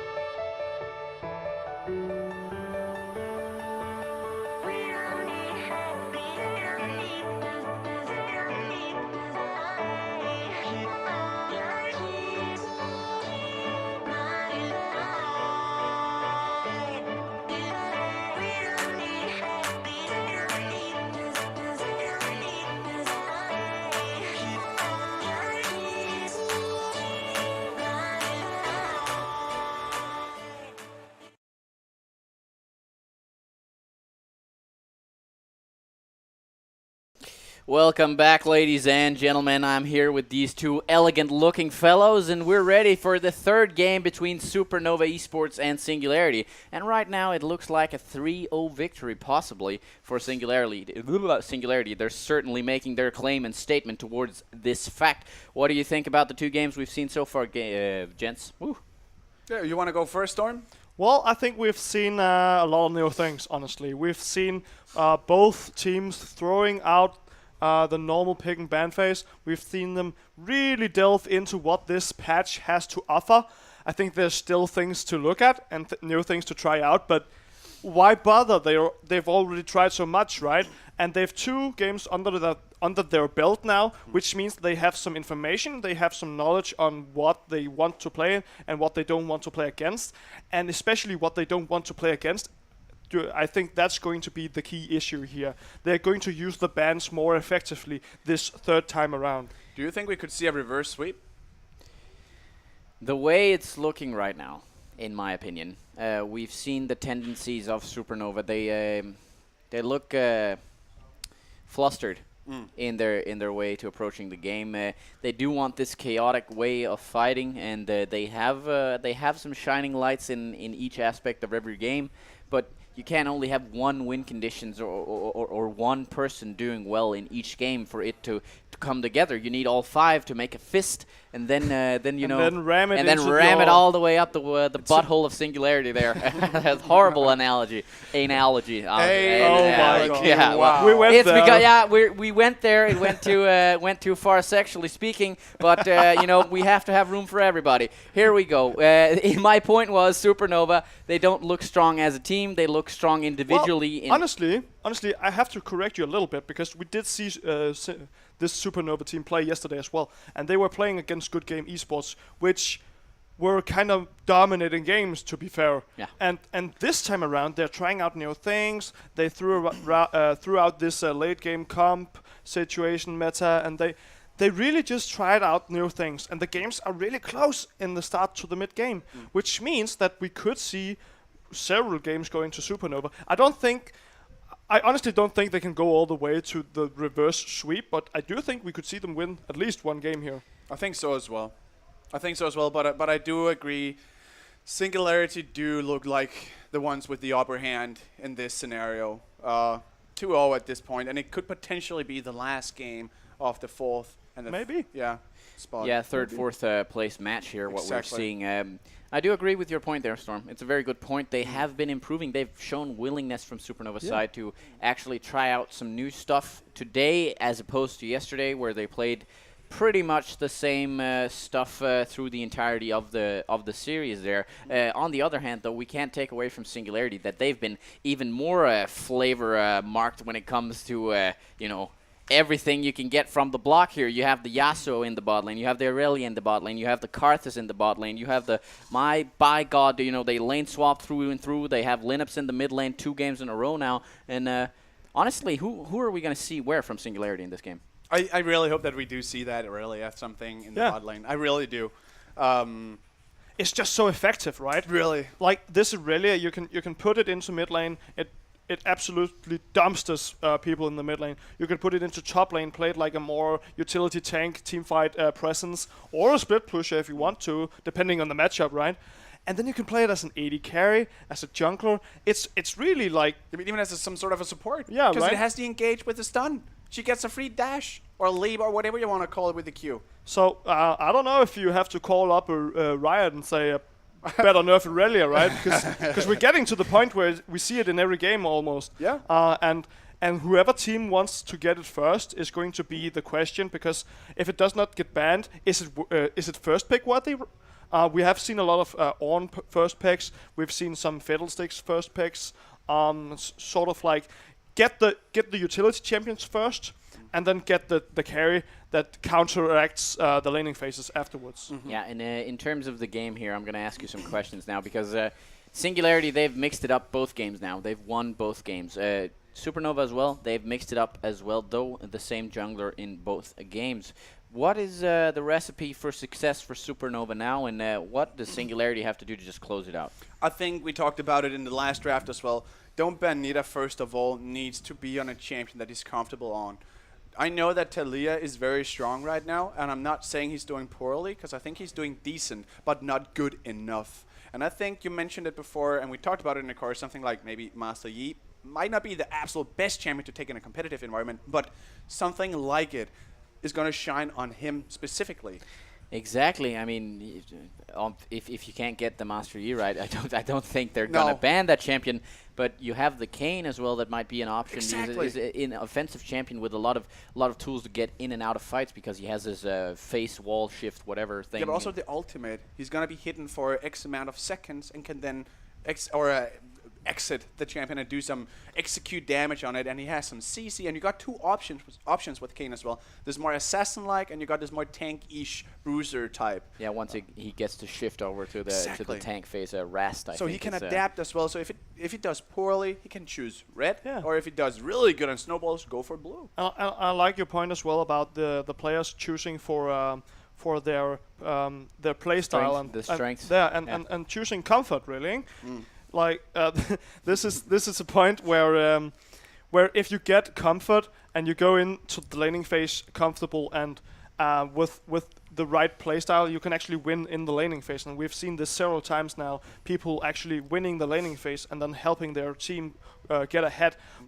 In previous metas, we've seen people just kind of wait out the laning phase and then win a team fight, and that way win the game with some team play around the map. But this time around, you can really just close out the game if you win 2 lanes. Yeah, but again, and that's what we talked about as well, like the lane domination is a key. It's so essential about how League is at this point. So, and you say it yourself, if you win the lane, you win the game. I know that's not exactly how but it is. At least in this series, it seems important, right? Exactly. And I think that's very important for Supernova to get back in the game, get back on track, get what suits you the best. I'm not saying Vivi needs to be on Yasuo, but get something that suits you, because now everything has failed so far. It has failed so far. Honestly, Supernova hasn't won a single game throughout the 2 best-of-5 series that they've been playing in right now. And, you know, they might want to redeem themselves a little bit at the very least here. Just get 1 game, maybe a positive out for them. If not, they have to go all the way and get the reverse sweep. We do get into Champion Select now after a slight delay. I do believe Telvik had to feed his dog, so more dog analogies there if you want. Yeah, roof. We do get to see some of the more traditional bans coming in now. And Yasuo, if not 100% picked, he's certainly 100% banned. And it's from Supernova themselves. Yeah.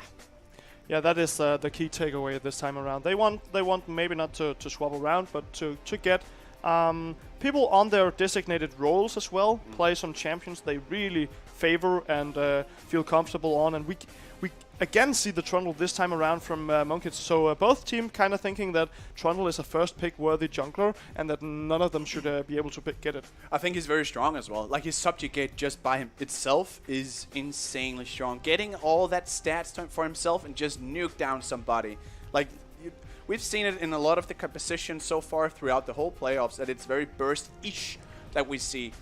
And that's what Trundle is good for with the subjugate, for instance. It is one of the good things about it, Trundle. Though, however, Don't Ban Nida and his team there, they are 0-3 in the playoffs with the Trundle. They are 0-2 with the Talia. And honestly, a lot of deaths coming in on the Talia.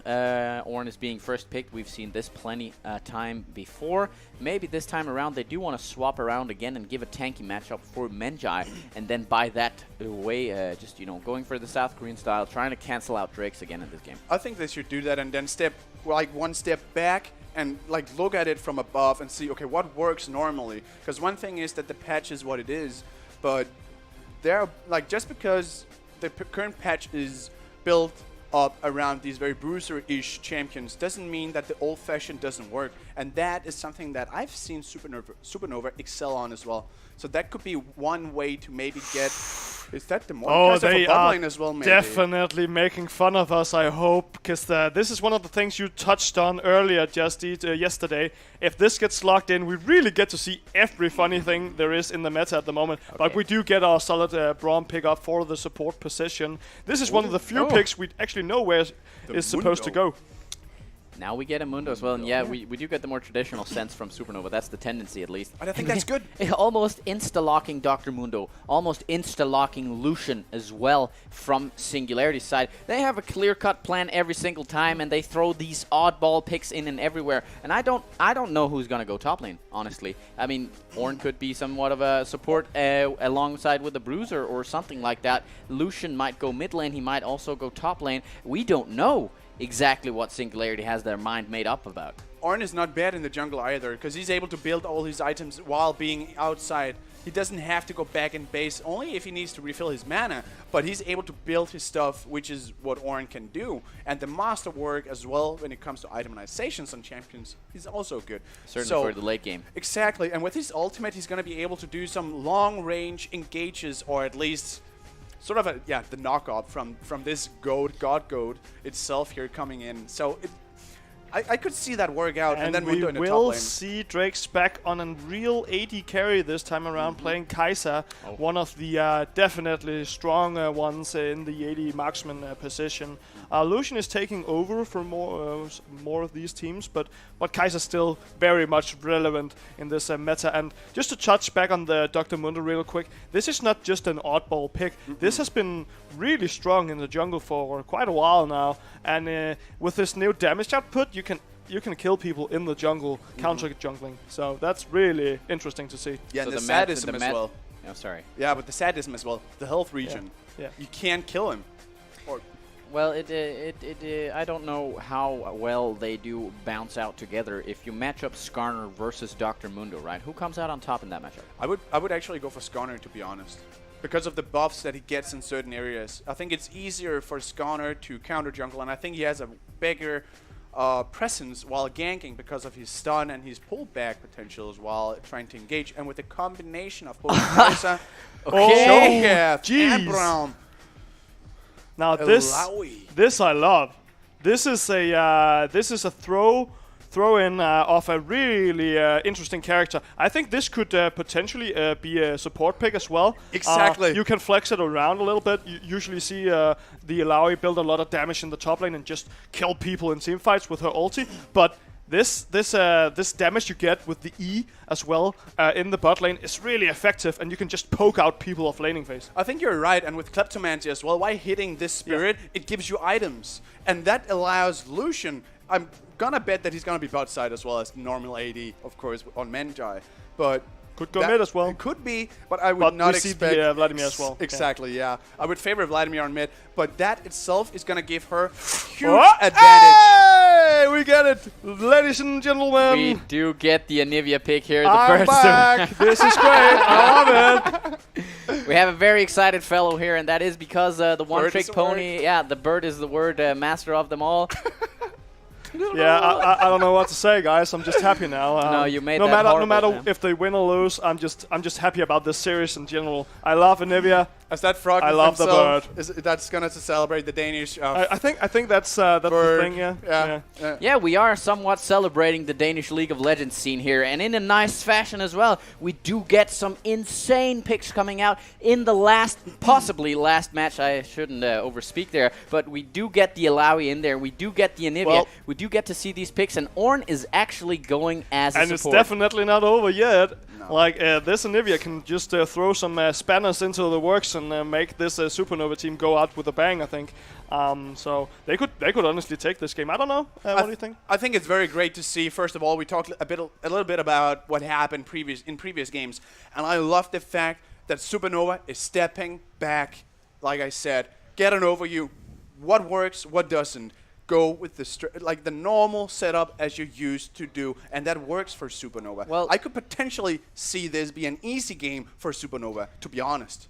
All right, you're going to have to elaborate on that point, because now we have to talk about the two, the champion select as an overall, but the two win conditions for the respective teams. And you've talked about what Supernova have been drafting here in this pick and ban phase, and you think that the comfort, the team fight aspects, the naturality of the regular standard meta that we know is their best option to win? I think so, indeed, because there's been a lot of changes in the meta currently because of the patch changes and itemizations, everything, and it's hard to adapt to. Like it's totally new for everybody, and going back to something that you know works 100% is always a good plan, because you know what you have to do, you know what you can do.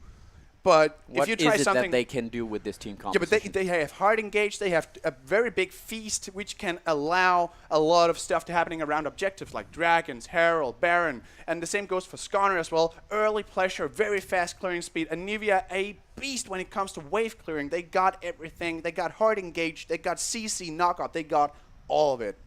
They do have a lot of it there, and I'm going to touch a bit on the points you're making here, because the way it seems to me is that Supernova, they know, right? They're not going to win the early game. They're not going to be the better team on the map from the get-go, and maybe they've realized now maybe we should play a bit of comfort and around the turrets as well. You have the Anivia. You can really just hug the turret and play around that. You have the Braum to enable disengage and forward engage, as well as Cho'Gath. Skarner wants to pull the guys into the zone of Anivia, so they have a very compact team composition, and that might work out, but still it seems too traditional for what has seemed to work in these compositions. But you can't just look solely at this Supernova lineup, because you have to look at what they are up against. And I think that this is going to be two lineups with a lot of bruisers, a lot of tanks just clashing against each other, doing base damages for most of the fights. And that means that the games could go a little longer this time around. We could see a post 30-minute game, which we don't see much of. We saw one yesterday. And today, if we look at the Singularity lineup in this match, we see that they have these 4 tanks, that Vladimir's pretty hard to kill in the fight as well, and then Lucian dashing around, shooting a little light here and there and trying to do some damage. He has been very effective so far, and I think that this lineup from Singularity, they just wanna win the laning phases as well, and it's hard to see which lanes they're gonna choose, because we do get lineups on the Alawi and Ornn on the Galentha on the Ornn, but we don't know if they're going to swap it and play the Alawi top lane or bot lane and vice versa. So we're going to see it when we get into game, because this Singularity lineup, they've been tricking us and the other team several times this series. I would say I'm pretty certain that we're going to see Alawi top, because she has teleport. And Ornn against Cho'Gath with Ignite doesn't seem very viable. They've certainly put Galagantha on the Ornn pick here, so I agree. That's probably what we're going to see as well. Honestly, we're loading up into what might just possibly be the last game of the day. We see 2 different kinds of tools coming in for both teams. This time around, we do have the 2-0 in the favor of Singularity, and they could look to close this out right away. Of course, the oddball picks have been working for Singularity, and the surprise mechanic is coming in from them once again. Nice to see what's going on out here. You out there in the chat rooms, pay close attention, make sure you make your callers known, and let's see who gets out ahead in this battle of Titans. Let's definitely see what gets ahead and who gets ahead. And in Supernova. Yeah, in this series, we've seen them twice now play team compositions that just go at it. They just go right for the throat and try to kill each other with engage compositions. So this time around, I'm really loving the pickup of this Anivia from Vivifica. It's one of his comfort champions, which we talked about should be the deal for him. And as well, on top of that, it's a champion that plays phenomenally if you get engaged upon. So they have the options to actually back out of fights and win them while retreating, and that's a big plus in the book for Supernova. Yeah, I totally agree, and the same goes for, you pointed out yourself, like this is sort of a re-engage option you get, and that's what she can do as well, or he can do with Anivia, because of the wall. So he can easily cut off people. It's a hit. But yeah, I totally agree, and the presence is bigger from Skarner. Top lane is going to be sort of a, I don't know, sustain-ish sort of a fight, because we all know Cho'Gath and we all know Alawi as well. You definitely don't want to stand near her. Well, I think that the matchup could actually get pretty bloody. Pretty spicy, yeah, I agree. Yeah, because both Ilaoi and Mundo in recent times has a lot of damage in their kit, and with the items they pick up, they can definitely kill their opponents. So if they go towards each other and try and fight, we could see them really have some fun with it. Well, something that I try to imagine as well myself is when these team fights explode.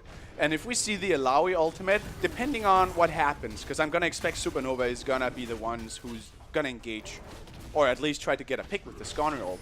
But if, let's say, that Singularity decides to do the engage, and Lineups decides to use his ultimate, Skarner can actually deny him the full duration of his ulti, and all the AoE and self-sustaining damage coming out from all the tentacles would be denied. And that's a big factor Possibly, in a team fight. and if we touch a little bit on the fact that Singularity in their composition, they don't have a lot of CC proactive engaged tools. Actually, they do only have the Ornn. The rest of it is sort of a let's re-engage or disengage, but they have the personal tools for the uniqueness of their champions. They don't have the tools for the team fights. And if they get the right fight off, if they look to play on the weakness of Supernova when they engage, I can see them winning these fights in the later stages of the game. But in the early stages of the game is where they should focus while they have this composition, get their lane snowball so they can split push the map. I don't see them ideally. I don't see them ideally playing for the team fights. Honestly, they look to play a 1-3-1 with the Vladimir in the side lane and the Ilaoi in the other, and then that should be their game plan. But we get the start of the game here. There's a little bit of action. Oh, this is Don Banita actually moving towards the bot lane. Does he get there in time? Flash is being burned. Stun comes through. Menta has Ignite on him, and he gets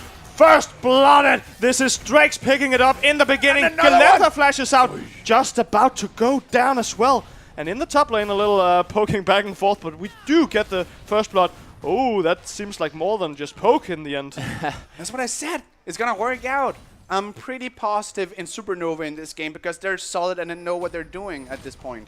Because they are on a champion that each of them know and are good at. It is their comfortable picks, and that is an argument. They do get the first blood in here. I think that might be the first blood for the sake of them in this series. And, well, they come out ahead with 300 gold in their advantage. Oh, do they find him here? Nice rupture. Silence follows through, and this is Mundo on... Monkits on Mundo going down to Telvi. He gets the kill. He nums a little without getting the ulti, though. He still gets the kill, and that's nice for the top laner that is pretty far behind in CS and top lane right now. Yeah, they get their second kill here for Supernova.